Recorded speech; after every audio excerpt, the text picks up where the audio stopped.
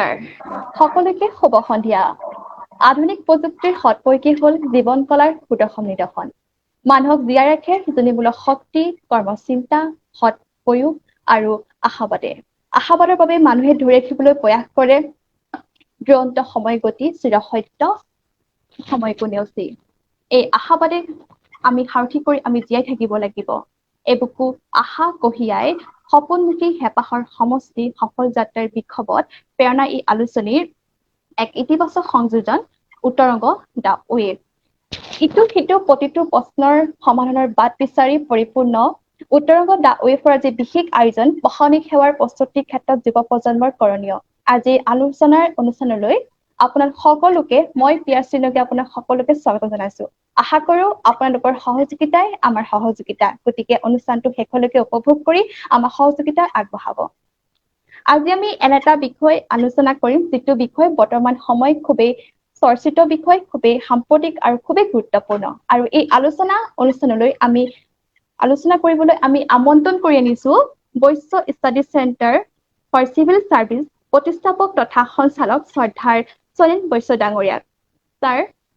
প্ৰেৰণা পৰিয়ালৰ পৰা মই উত্তৰংগ দা ৱেভৰ মজিয়ালৈ আপোনাক আদৰণি জনাইছো নমস্কাৰ আৰু প্ৰেৰণা ই আলোচনীৰ সমূহ কৰ্মকৰ্তালৈ মই আজি এই অনুষ্ঠানলৈ নিমন্ত্ৰণ কৰাৰ কাৰণে বহুত ধন্যবাদ জনাইছো হয় আজি আমাৰ আলোচনাৰ মূল বিষয়টোৱে হৈছে যে প্ৰশাসনিক সেৱাৰ প্ৰস্তুতিৰ ক্ষেত্ৰত যুৱ প্ৰজন্মৰ কৰণীয়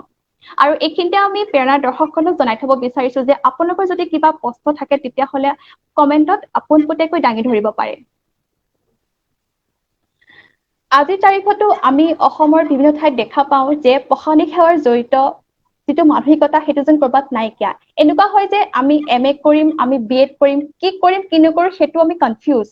হয়তো চাগে কেৰিয়াৰ গাইডৰ প্ৰভাৱে ইয়াৰ মূল কাৰণ হ'ব পাৰে গতিকে এই ক্ষেত্ৰত আপোনাৰ পৰা জানিব বিচাৰিছো প্ৰশাসনিক সেৱাৰ কাৰণে এজন ছাত্ৰ বা ছাত্ৰীয়ে কেনেকৈ প্ৰস্তুতি চলোৱা উচিত বা কি ধৰণে প্ৰস্তুতি চলোৱা উচিত মই আৰম্ভণিতে কওঁ তুমি যেটো কৈছা সাগে একচুয়ালি আমাৰ ইয়াতে উত্তৰ পূৰ্বাঞ্চলৰ কথাকে মই কৈছো অসমকে ধৰি বাকি উত্তৰ পূৰ্বাঞ্চলৰ ৰাজ্যসমূহত এতে এৱাৰনেছটো কেৰিয়াৰ এৱাৰনেছ নিশ্চয় কম একচুয়ালি আমাৰ দিনৰ পৰা আমি স্কুল কলেজত থকাৰ দিনৰ পৰা দেখিছিলো যে আমাৰ ইয়াতে সাধাৰণতে আমি একচুয়ালি আমাৰ ট্যালেন্টটো আছে আমাৰ যিবোৰ ছাত্ৰ ছাত্ৰী আছে উত্তৰ পূৰ্বাঞ্চলৰ ট্যালেন্টটো আছে খালি আমি ইমান এটা প্লেটফৰ্ম সাগে দিব পৰা নাই বা পোৱা নাই কাৰণ আমি বিভিন্ন ধৰণৰ প্ৰতিযোগিতামূলক পৰীক্ষাৰ বিষয়ে ইমান বেছি জ্ঞাত নহয় বা নাজানো কেনেকৈ দিব লাগে কি পঢ়িব লাগিব কেনেকৈ পঢ়িব লাগিব আৰু ইয়াতে এটা আমি নিশ্চয় ইয়াতে আমি সকলোৱে লক্ষ্য কৰিছে আমি এটা একে ধৰণৰ মানে পঢ়াকে গৈ আছো মেট্ৰিক কৰিছো হায়াৰ সেকেন্ডাৰী পঢ়িলো ডিগ্ৰী পঢ়িলো তেতিয়া মাক দেউতাকে কয় পোষ্ট গ্ৰেজুৱেচন কৰা সো এটো মানে একে ধৰণৰ মানে পঢ়া এটা মানে ট্ৰেন্ড এটা আমি গৈ আছো মানে এনেকুৱা মানুহে কয় যে ডিগ্ৰী কৰিলে তাৰ পিছত মাষ্টাৰ ডিগ্ৰী নকৰিলে যেন আমাৰ পঢ়াটো ক'বাত আধৰুৱা হৈ থাকিলে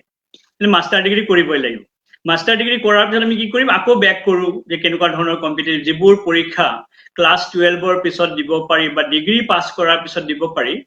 আমাৰ ছাত্ৰ ছাত্ৰীসকলে আমি দেখা পাওঁ সাধাৰণতে তেওঁলোকে কি কৰে মাষ্টাৰ ডিগ্ৰী কৰাৰ পিছতে গম পায়গৈ এই পৰীক্ষাটো যে দিব পৰা মই আছিলে বা দিব পাৰিলোহেঁতেন তেতিয়া মই ভাবো যে 2-3 বছৰ তেওঁলোকৰ যেটো মানে এজৰ ডিফাৰেন্স এটা আহে যেটো আমি দেখিছো যে উত্তৰ পূৰ্বাঞ্চলত যদি বাদ দি আমি বেলেগ ৰাজ্যসমূহত দেখো তাত ইয়াতে কম্পিটিটিভ এক্সাম বা প্ৰতিযোগিতামূলক পৰীক্ষাৰ এৱাৰনেছটো বহুত বেছি হয় তেওঁলোকে স্কুল বা কলেজত থাকতে মানে ডিগ্ৰী ফাৰ্ষ্ট ইয়াৰ পঢ়ি থাকোতে তেওঁলোকে গম পায় যে কেনেকুৱা ধৰণৰ পৰীক্ষা মই দিম বা কি দিব লাগিব গতিকে তুমি কোৱাৰ দৰে মই 100% এগ্ৰী যে আমি সাগে ইয়াতে ইমান এটা প্লেটফৰ্ম আমি দিব পৰা নাই বা পোৱা নাই বা এৱাৰনেছ এটা ক্ৰিয়েট এতিয়ালৈকে হোৱা নাই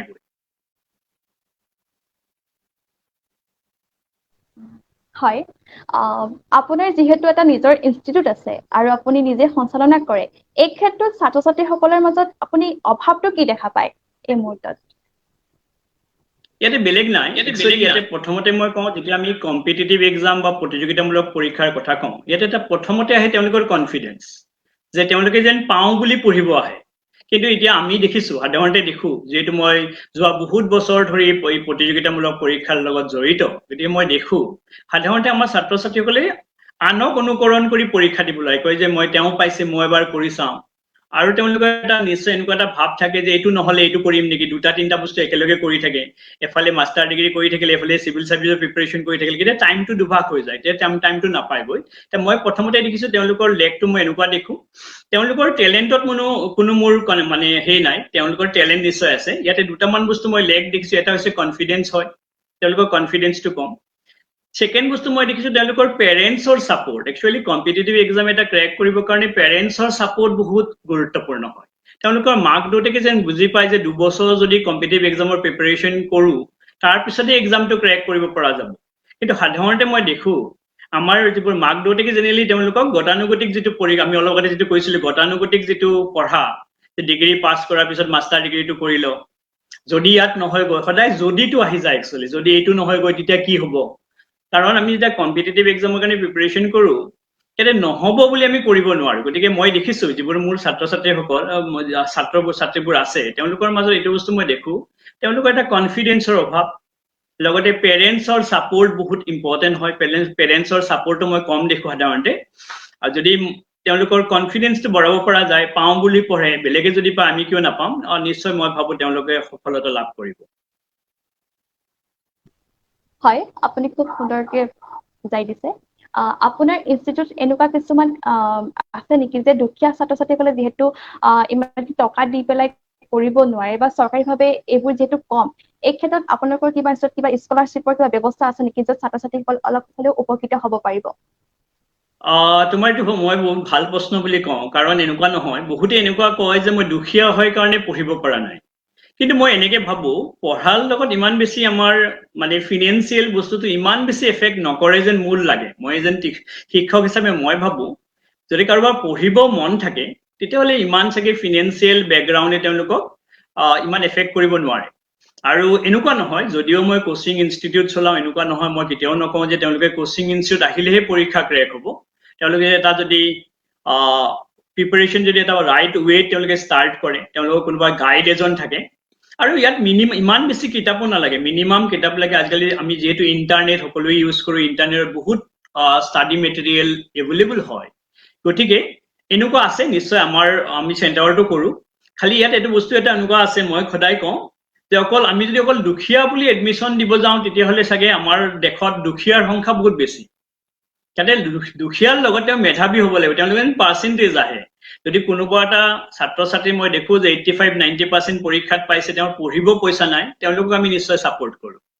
কিন্তু যদি আমি এনেকে ভাবো যে তেওঁ দুখীয়া হয় কাৰণে পঢ়িব পৰা নাই, কাৰণ আমাৰ ইয়াতে আমি দেখিছো, কাৰণ আমিও সেনেকুৱা বেকগ্ৰাউণ্ডৰ পৰা আহিছিলো, গতিকে মই ভাবো যে 90% ল'ৰা ছোৱালীৰ ফিনেন্সিয়েল কণ্ডিশ্যনবোৰ ভাল নহয়, কিন্তু তাৰ মাজত তেওঁলোকে ওলাব পাৰিছে। গতিকে মই তেওঁলোকক কওঁ তেওঁলোক যেন এনেকে নাভাবে যে মোৰ ফিনেন্সিয়েল কণ্ডিশ্যনটো বেয়া। তাৰ কাৰণে আমাক নিশ্চয় তেওঁলোকে মোৰ লগত কানেক্ট কৰিব পাৰে, তেওঁলোকক মই নিশ্চয় গাইড কৰিম। এটলিষ্ট মই সকলোকে কৰো, এনেকুৱা নহয় যে মোৰ ইনষ্টিটিউট পঢ়িলেই তেওঁক মই গাইড কৰিম। তেওঁলোকে কিবা অসুবিধা পালে নিশ্চয় মই গাইড কৰিম। আৰু তেওঁলোকে পঢ়িব লাগিব, এটা প্ৰপাৰ ৱেত পঢ়িব লাগিব। আৰু কম্পিটিটিভ এক্সাম ক্ৰেক কৰিবৰ কাৰণে মোৰ মতে প্ৰথম বস্তুটো হৈছে তেওঁলোকে টাইম দিব লাগিব। মানে মূল মন্ত্ৰটো হৈছে তেওঁলোকে যেন টাইম দিব পাৰে নিজকে, যে মানে এটা টাইম লৈ পঢ়ে, যে মই এবছৰ পঢ়িম, এনেকুৱা নহয় আৰু যে পৰীক্ষা আহিছে 2 মাহ পঢ়িম, পৰীক্ষা দি মোৰ ক্ৰেক হৈ যাব, তো সাধাৰণতে নহয়গৈ। গতিকে তেওঁলোকে এটা টাইম লৈ পঢ়ে। আৰু মই ভাবো তোমাৰ প্ৰশ্নটো যেতিয়ালৈ কাৰোবাৰ যদি ফিনেন্সিয়েল কণ্ডিশ্যন ভাল নহয়, সেইটো কেতিয়াও পৰীক্ষাৰ কাৰণে ইমান বেছি হেঙাৰ হ'ব নোৱাৰে। কাৰণ মই ভাবো ফিনেন্সিয়েল কণ্ডিশ্যনটো বহুত বেছি এক্সকিউজ যেন মোৰ লাগে কেতিয়াবা, মানে মোৰ এইটো নাছিল কাৰণে এইটো হোৱা নাই গৈ, মই যদি দিল্লীত পঢ়িলো হয় চাগে মোৰ ভাল হ'ল হয়। কিন্তু মই কওঁ, মই এনেকুৱা বহুত উদাহৰণ আছে মিজোৰাম মণিপুৰৰ ভিতৰৰ গাঁৱৰ ভিতৰত পঢ়ি চিভিল সাৰ্ভিসৰ ভাল ৰেংক আহিছে, টপ 100ৰ ভিতৰত আহিছে। গতিকে মই এনেকে নাভাবো যে তেওঁলোকৰ ফিনেন্সিয়েল কণ্ডিশ্যন বেয়া বা এনেকুৱা গাইড পোৱা নাই। কাৰণ বহুতো এনেকুৱা মই দেখিছো তেওঁলোকে একো গাইড পোৱা নাই, থ্ৰু ইণ্টাৰনেটে তেওঁলোকে পঢ়া শুনা কৰি পৰীক্ষা এক্সামটো ক্ৰেক কৰিব পাৰিছে। হয়, এইখিনি আৰু এটা প্ৰশ্ন আছে যে উত্তৰ পূৰ্বাঞ্চলৰ ষ্টুডেণ্টখিনিয়ে বিশেষকৈ আপোনাৰ কম্পিটিটিভ এক্সামৰ কাৰণে খুব এটা সাংঘাতিক পাৰফৰ্মেঞ্চ দেখুৱাব নোৱাৰে। ইয়াৰ মূল কাৰণটো কি, বা কি ধৰণে আমি কচৰৎ কৰিব লাগিব এই ক্ষেত্ৰত? ইয়াৰ মূল কাৰণটো মই এনেকে দেখিছো, এইটো আমাৰ দিনৰ পৰা চলি আছে। আমি যেতিয়া ষ্টুডেণ্ট আছিলোঁ তেতিয়াৰ পৰা চলিছে আমাৰ এটা এনেকুৱা ধাৰণা আছিলে গৈ যে চিভিল চাৰ্ভিচ বা কম্পিটিটিভ এক্সাম ক্ৰেক কৰিবৰ কাৰণে আমি দিল্লীত যাব লাগিব, দিল্লীত গৈ থাকিব লাগিব। তুমি যিটো আগৰ প্ৰশ্ন সুধিছা, কৈছে যে মই যিহেতু ফিনেন্সিয়েলি ইমান চাউণ্ড নহয়, দিল্লীত গৈ মোক কেনেকৈ পঢ়া শুনা কৰিম, তাত হোষ্টেলত থাকিব লাগিব, অহা যোৱা খৰচ লাগিব। গতিকে মই ভাবো এতিয়া অলপ আহিছে। যদি মই যোৱা 15 বছৰ আগৰ কথা কওঁ, যিটো কম্পিটিটিভ এক্সামৰ এৱাৰনেছ আছিলে, এতিয়া নৰ্থ ইষ্টত আহিছে অলপ ল'ৰা ছোৱালীৰ মাজত, কিন্তু এইটো আকৌ বঢ়াব লাগিব। মানে ইয়াতে মেইন বস্তুটো এনেকুৱা হৈছে যে তেওঁলোকে, আমি সদায় কৈ থাকো যে কিমানজন পৰীক্ষাৰ্থীয়ে চিভিল চাৰ্ভিচ পাইছে, কিন্তু আমি কেতিয়াও আলোচনা নকৰো কিমান গৰাকী দিলে পৰীক্ষাত এপিয়াৰ হ'ব লাগিব পাবৰ কাৰণে। এতিয়া আমি যদি চাওঁ উত্তৰ পূৰ্বাঞ্চলৰ পৰা চিভিল চাৰ্ভিচ কিমান পাৰ্চেণ্টে দিয়ে, এইটো বহুত কম হয়। কাৰণ দিয়া যেতিয়া পৰীক্ষাত এপিয়াৰ হোৱা মানে পাৰ্চেণ্টেজটো বাঢ়িব, তেতিয়া ৰিজাল্ট আহিব। কিন্তু আমাৰ পাৰ্চেণ্টেজটো কম হয়, কাৰণ আমাৰ উত্তৰ পূৰ্বাঞ্চলৰ ল'ৰা ছোৱালী এনেকে ভাবে যে চিভিল চাৰ্ভিচ মইনো ক'ত পাম, আৰু ইয়াতে এটা মটিভেশ্যনৰ অভাৱ হয়। কাৰণ মই দেখিছো, মই বেলেগৰ কথা নকওঁ, তেওঁলোকৰ পেৰেণ্টছে তেওঁলোকৰ ওপৰত বিলিভ নকৰে যে তেওঁ মানে মোৰ ল'ৰা ছোৱালী মানে ল'ৰা বা ছোৱালীজনীয়ে চিভিল চাৰ্ভিচ ক্ৰেক কৰিব পাৰিব জানো। গতিকে তেতিয়া এই প্ৰব্লেমটো আৰম্ভ হয়, য'ত তেওঁলোকৰ কনফিডেন্সটো কম। গতিকে মই ভাবো যে উত্তৰ পূৰ্বাঞ্চলত আমাৰ ইয়াতে এৱাৰনেছ এটা ক্ৰিয়েট কৰিব হৈছে, অলপ আহিছে, আৰু যেন চিভিল চাৰ্ভিচ মানে টাইপ অফ এক্সামত এপিয়াৰ হোৱা ষ্টুডেণ্টৰ পাৰ্চেণ্টেজটো বাঢ়ে। প্ৰথমতে এপিয়াৰ হোৱা পাৰ্চেণ্টেজ বাঢ়িব লাগিব, তেতিয়াহে ৰিজাল্ট আহিব। এনেকুৱা নহয় আমি হিচাপ কৰি আছো যে এবাৰ 10টাই চিভিল চাৰ্ভিচ পালে। যদি আমি জেনেৰেলি আমি এনেকে এনালাইচিছ কৰো যে কেৰেলাৰ পৰা 80টা চিভিল চাৰ্ভিচ পাইছে, উত্তৰ পূৰ্বাঞ্চলৰ সাপোজ 15টা চিভিল চাৰ্ভিচ পাইছে। এতিয়া এটা বস্তু আমি চাব লাগিব, কেৰেলাৰ পৰা কিমান গৰাকীয়ে দিছিলে আৰু উত্তৰ পূৰ্বাঞ্চলৰ পৰা কিমান গৰাকীয়ে দিছিলে। ইয়াতে মানে এপিয়াৰ হোৱা ৰেচিঅ'টো কম হয়। এনে সাধাৰণতে ষ্টুডেণ্টে ফৰ্মটো ফিল আপ কৰে, চাগে পৰীক্ষাৰ দিনা পৰীক্ষা দিবলৈ নাযায়, কয় যে মোৰ প্ৰিপাৰেশ্যন নহ'ল, অহা বছৰ দিম, বা মই নাপাম নেকি, বিভিন্ন অসুবিধাৰ কাৰণে তেওঁলোকে এপিয়াৰ নহয়। গতিকে যেতিয়া তেওঁলোকৰ পৰীক্ষাৰ এপিয়াৰ হোৱা পাৰ্চেণ্টেজটো বাঢ়িব, মই ভাবো অট'মেটিকেলি ৰিজাল্ট আহিব। আৰু ইয়াতে এটা মটিভেশ্যনৰ দৰকাৰ যে আমাৰ উত্তৰ পূৰ্বাঞ্চলৰ ছাত্ৰ ছাত্ৰী আজিকালি যিহেতু ক্ৰেক কৰিব পাৰিছে, নিশ্চয় পাৰিব, তেওঁলোক অলপ মটিভেট কৰি ৰাখিব লাগিব যেন মোৰ লাগে। হয়, নিশ্চয়কে। এইখিনিতে মই এইখিনিতে আৰু এটা কথা মেনশ্যন কৰি দিব বিচাৰিছো যে ছাৰৰ এখন নিজা সংস্কৰণৰ কিতাপ, an introduction to Assam general knowledge, নিজৰ এখন সংস্কৰণৰ কিতাপ আছে, আৰু প্ৰথমবাৰৰ বাবে আপোনাৰ মেঘহলৰ পৰা সংস্কৰণ কৰা হৈছে, ছাৰ। এইখিনিতে ছাত্ৰ ছাত্ৰীসকলে ইয়াতে মই কৈছো বাৰু, মোৰ ভাল লাগে কেতিয়াবা কৈ, প্ৰথমবাৰৰ কাৰণে উত্তৰ পূৰ্বাঞ্চলত মেগ্ৰ হিলৰ দৰে পাব্লিকেশ্যনে প্ৰথমবাৰৰ কাৰণে কিতাপ প্ৰকাশ কৰিছে, যিখন যোৱা বছৰ মোৰ কিতাপ ওলাইছিলে, an introduction to Assam general knowledge. আৰু কিতাপখনে ছাত্ৰ ছাত্ৰীসকলৰ পৰা বহুত মানে ছাত্ৰ ছাত্ৰীয়ে আদৰি লৈছে। প্ৰায় ৰেকৰ্ড ব্ৰেকিং বিক্ৰী হোৱা বুলি মোক মেগ্ৰ হিলে কৈছে। গতিকে এইখন বহুত দিনৰ পৰা মই আশা কৰি আছিলো, যিহেতু মই অসমৰ ওপৰত ছাত্ৰ ছাত্ৰীসকলক বেছিকেলি পঢ়াম, তাৰ ওপৰত এখন কিতাপ বনাবৰ কাৰণে এইটো এটা মোৰ ড্ৰিম আছিলে। আৰু মেগ্ৰ হিলে নহয়, মই বহুত কেইটা পাব্লিকেশ্যনৰ কাৰণে এনেকুৱা কম্পিটিটিভ এক্সামৰ কাৰণে কিতাপ লিখি আছো, কিন্তু মেগ্ৰ হিলৰ কিতাপখন মোৰো প্ৰিয় হয় একচুৱেলি, বহুত বছৰৰ পৰা প্লেনিং কৰা আছিলে। আৰু ইয়াৰ ছেকেণ্ড এডিশ্যনো আমি এতিয়া কাম কৰি আছো। জেনেৰেলি আমাৰ যিখন মেগ্ৰৰ এডিশ্যন আছিলে, এইখন প্ৰিলিমিনাৰী পইণ্ট অফ ভিউৰ পৰা আমি বনাইছিলো, তাত বহুতো এৰাউণ্ড 1200 মান MCQ লগাইছিলো। এতিয়া মই ভাবিছো, যিহেতু এইবাৰ তোমালোকে গম পোৱা যে চিভিল চাৰ্ভিচ অসমৰ ওপৰত এখন স্পেচিয়েল 250 মাৰ্কছৰ পেপাৰ থাকিব মেইনছত। গতিকে মই ভাবিছো যে অসমৰ কিতাপখন আমি অলপ ডাঙৰকে পাব্লিকেশ্যন কৰিম, অহা সময়ত প্ৰিলিমিনাৰীৰ পিছত চাগে আমি ৰিলিজ কৰিব পাৰিম কিতাপখন, তাৰ কাম আমি আৰম্ভ কৰিছো। আৰু মই আশা কৰিম যে যেন এই কিতাপখনে ছাত্ৰ ছাত্ৰীসকলৰ যিখন 250 মাৰ্কৰ পেপাৰ হ'ব, তেওঁলোকক যেন সহায় কৰিব পাৰে। লগতে আজিকালি নতুন এক্সামৰ পেটাৰ্ণ মতে অসম ছাবজেক্টটোত বহুত বেছি ইম্পৰ্টেঞ্চ দিয়া হৈছে। প্ৰিলিমিনাৰীৰ কাৰণে কৈ আছে যে 30 to 35% কুৱেশ্যন অসমৰ ওপৰত আহিব। মেইনছত অসমৰ পেপাৰখন আছে 250 মাৰ্কছৰ, আৰু ভাইভা জেনেৰেলি অসমৰ ওপৰতে কুৱেশ্যনছ মেক্সিমাম সৰহ সংখ্যক কুৱেশ্যন ভাইভাত সোধে। গতিকে মই আশা কৰিম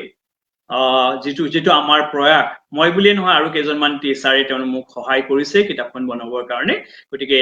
যদি কিবা ছাত্ৰ ছাত্ৰীসকলৰ কামত আহে, নিশ্চয় মই সুখী হ'ম কিতাপখনক লৈ। আৰু এইটো ভাল লাগিছে যে প্ৰথমবাৰৰ কাৰণে মেগ্ৰ হিলৰ দৰে পাব্লিকেশ্যনৰ কিতাপখনত মই নিজকে ইনভলভ কৰিব পাৰিছো। হয়, এইটো এটা খুবেই ভাল খবৰ, আৰু এই ক্ষেত্ৰত ছাত্ৰ ছাত্ৰীসকল উপকৃত হৈছে, আৰু আটাইতকৈ ভাল লগা যে অধিক হাৰত বিক্ৰী হৈছে এইখিনিতে আমালৈ প্ৰশ্ন আহিছে ধনঞ্জয় ৰায়ে সুধিছে নমস্কাৰ ধুবুৰীৰ পৰা কৈছো কম্পিটিটিভ এক্সামৰ কাৰণে এখন ভাল কিতাপৰ নাম জনালে সুখী হ'ম কি এক্সামৰ কাৰণে কৈছে কম্পিটিটিভ এক্সামৰ কাৰণে এখন ভাল কিতাপৰ কম্পিটিটিভ নাম এক্সামৰ জনালে কাৰণে কৈছে ধনঞ্জয় প্ৰশ্নটো সোধাৰ কাৰণে ধন্যবাদ কিন্তু কম্পিটিটিভ এক্সামৰ কাৰণে এখন কিতাপ পঢ়িলে নহবগৈ ইয়াতে কিতাপ কম্পিটিটিভ এক্সামৰ কাৰণে কম্পিটিটিভ এক্সামৰ বেলেগ এক্সামৰ প্ৰিপাৰেচন বেলেগ ধৰণে হয় তেওঁ যদি মোক সোধে যে কোনটো এক্সাম যদি অলপ স্পেচিফাই কৰি দিব পাৰে তেওঁ কি এক্সাম দিব নিশ্চয় মই সহায় কৰিব পাৰিম কাৰণ মই এনেকুৱা ষ্টুডেন্ট মোটিভেশনেল প্ৰগ্ৰাম কৰাও কেৰিয়াৰ কাউন্সেলিঙৰ প্ৰগ্ৰাম কিছুমান মই কৰাও এখন কিতাপ কিন্তু পঢ়িলে নহব এনেকুৱা নহয় যে মই এখন কিতাপ পঢ়িম পৰীক্ষা দি দিম তেওঁলোকে নহব পঢ়া আৰম্ভ কৰিবলৈ যদি তেওঁলোকে ভাবিছে যদি মই যেহেতু মই সিভিল সাৰ্ভিসৰ প্ৰিপাৰেচন কৰাও গতিকে মই সিভিল সাৰ্ভিসৰ কথাই কৈছো তেওঁলোকে একদম বেসিক এনসিআৰটিৰ পৰা আৰম্ভ কৰিব লাগে মোৰ মতে ক্লাছ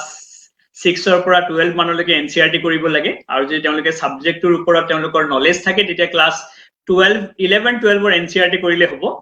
আৰু লগতে তেওঁলোকে নিউজ পেপাৰ মেগাজিন পঢ়িব লাগে কাৰেন্ট এফেয়াৰ্সৰ কাৰণে আৰু এনেকুৱা কোনো এখন কিতাপ নাই যিখন কিতাপ এখন পঢ়িলে তেওঁলোকৰ কম্পিটিটিভ এক্সাম ক্লিয়াৰ হ'ব গতিকে তেওঁ লাহে এখন দুখনকে পৰীক্ষা পইণ্ট অফ ভিউৰ পৰা যিটো পৰীক্ষা তেওঁ দিব তাৰ প্ৰথমতে কি কৰিব লাগে মই কম্পিটিটিভ এক্সামৰ কথা কৈ দিছো যে তেওঁ সুধিছে তেওঁলোকে যিটো কম্পিটিটিভ এক্সামত এপিয়াৰ হ'ব তাৰ সিলেবাস প্ৰত্যেক পৰীক্ষাৰ এটা নিৰ্দিষ্ট সিলেবাস থাকে তেওঁলোকে সিলেবাস ডাউনলোড কৰিব তাৰপিছত চাব কি পেপাৰ আহিব তাত তেওঁলোকে পেপাৰ ওয়াইজ প্ৰিপাৰেচন কৰিব লাগিব কিছুমান পেপাৰ এনেকুৱা মই কৈছো কৰবাত ইংলিছৰ পৰ্শন থাকে কৰবাত মেথছ ৰিজনিংৰ পৰ্শন এপ্টিটিউডৰ পৰ্শন থাকে কিছুমান এক্সামত কম্পিউটাৰ এৱাৰনেছৰ কথা থাকিব জেনাৰেল নলেজটো কমন হয় জেনাৰেল নলেজ থাকিব ইংলিছৰ পৰ্শন থাকিব তেওঁলোকে এটা পৰ্শন ডেভেলপ কৰিব লাগিব গতিকে মই কওঁ যিকোনো কম্পিটিটিভ এক্সাম তেওঁলোকে যদি ক্ৰেক কৰিব বিচাৰে তেওঁলোকে এটা সময় ল'ব লাগে মই আগতো কৈছো যে প্ৰায় এবছৰ এটা টাইম ল'ব লাগে তেওঁলোকে এনেকুৱা নহয় যে মই পৰীক্ষা আহিছে বহুতে কি কৰে মই দেখিছো মোৰ শিক্ষকতা পিৰিয়ডত পৰীক্ষা হোৱাৰ 2 মাহ 3 মাহ আগত তেওঁলোকে পঢ়া আৰম্ভ কৰে পৰীক্ষা আহিছে মই অলপ পঢ়িছো দি দিয়াৰ পিছত তেওঁলোকে কয় যে প্ৰশ্নবোৰ টান আহিছে মই কমন পৰা নাই কিন্তু হেনেকুৱাকে কম্পিটিটিভ কলেজৰ এক্সামৰ দৰে নহয়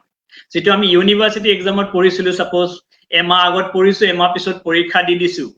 কিন্তু ইয়াৰ কোনো কাৰণ তেতিয়া আমি নিৰ্দিষ্ট সিলেবাস এটা পঢ়িছিলো ইয়াতে কিন্তু সিলেবাস ডাঙৰ হয় যিকোনো বস্তু আহিব পাৰে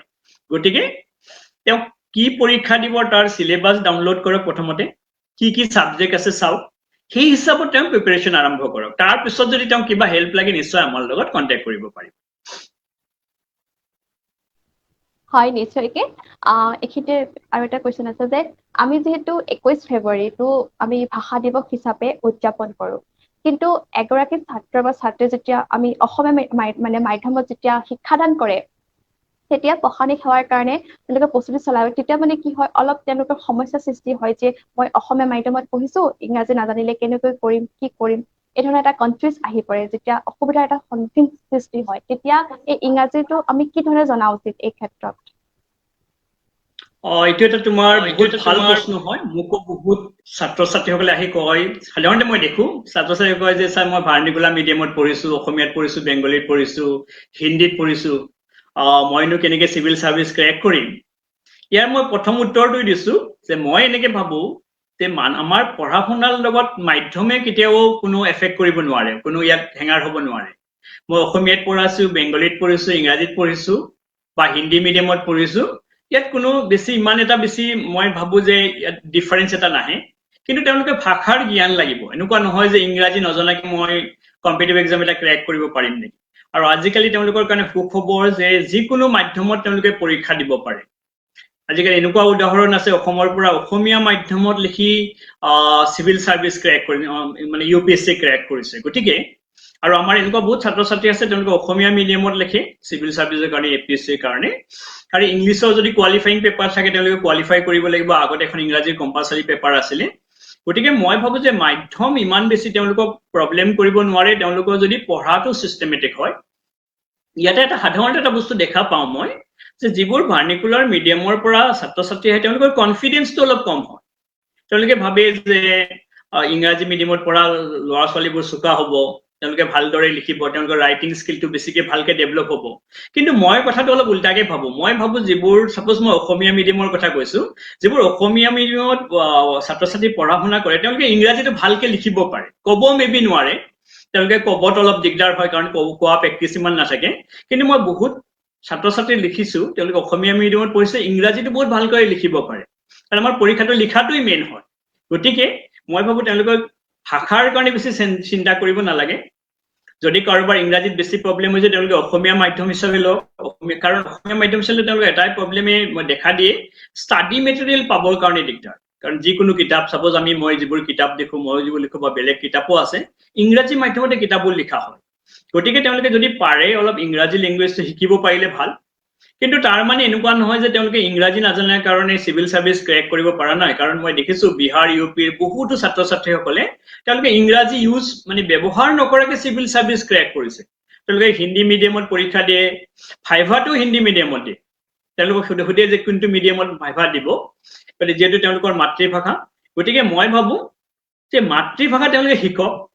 কাৰণ মাতৃভাষাটো তেওঁলোকে নিশ্চয় জানিব লাগিব। আৰু ইংৰাজী নাজানাটো ইমান ডাঙৰ কথা নহয়। এনেকুৱা হৈছে ভাৰতবৰ্ষৰ দৰে দেশত ইংৰাজী এটা কোৱালিফিকেশ্যন বনি গৈছে। কিন্তু কমনৱেলথ যদি দেশবোৰ আমি বাদ দিওঁ, যিবোৰ কাণ্ট্ৰিত আগতে হুইচ হেড ব্ৰিটিছ কলনিজ যিবোৰ আছিলে, কমনৱেলথ কাণ্ট্ৰিবোৰৰ বাদ দিলে কিন্তু ইংৰাজীৰ ব্যৱহাৰ বেছি নহয় গৈ। গতিকে ইয়াতে মই ষ্টুডেণ্টবোৰক মটিভেট কৰিব চাওঁ যে ইংৰাজী ইমান নাজানিলে চলিব। আৰু ইংৰাজী লেংগুৱেজটো নজনাটো ইমান ডাঙৰ কথা নহয় একচুৱেলি, মই নাভাবো। কিন্তু আমি যদি অসমীয়া হৈ অসমীয়া নাজানো, পৰীক্ষাৰ কথা মই কোৱা নাই, অসমীয়া মানুহ অসমীয়াটো শিকিব ভালকে লাগে আগতে। যদি কোনোবাই কয় যে না মই অসমীয়া একদম নাজানো বা পঢ়া নাই, অসমীয়া সৈতে প্ৰব্লেম হৈছে, গতিকে তেওঁলোকে লেংগুৱেজটো শিকক। লেংগুৱেজটো অসমীয়া ইংৰাজী বুলি নাভাবিব, দুটা লেংগুৱেজ তেওঁলোকে শিকিব লাগে। আৰু যদি তেওঁলোকে শিকিব পাৰে, অলপ কষ্ট কৰে, তেওঁলোকে ইমান টান নহবগৈ, কাৰণ ভাষা ইমান প্ৰব্লেম নকৰেগৈ। যদি তেওঁলোকে যিকোনো কম্পিটিটিভ এক্সামত যায়, কাৰণ প্ৰিলিমিনাৰীটো কোনো ভাষা নালাগে, তেওঁলোকক ডেছক্ৰিপটিভ মেইনছৰ কাৰণে লাগে। আৰু যদি কাৰোবাৰ যদি ইংৰাজীটো বেয়া, তেওঁলোকক মই ভাবো যে অসমীয়াটো তেওঁলোকে অলপ ভালকে অসমীয়াত প্ৰিপাৰেশ্যন কৰক, অসমীয়া মাধ্যমত পৰীক্ষা দিয়ক। আজিকালি UPSC অসমীয়াত দিব পাৰে, তেওঁলোকৰ কোনো প্ৰব্লেমেই নাই, কিন্তু অসমীয়াটো ভাল হ'ব লাগিব।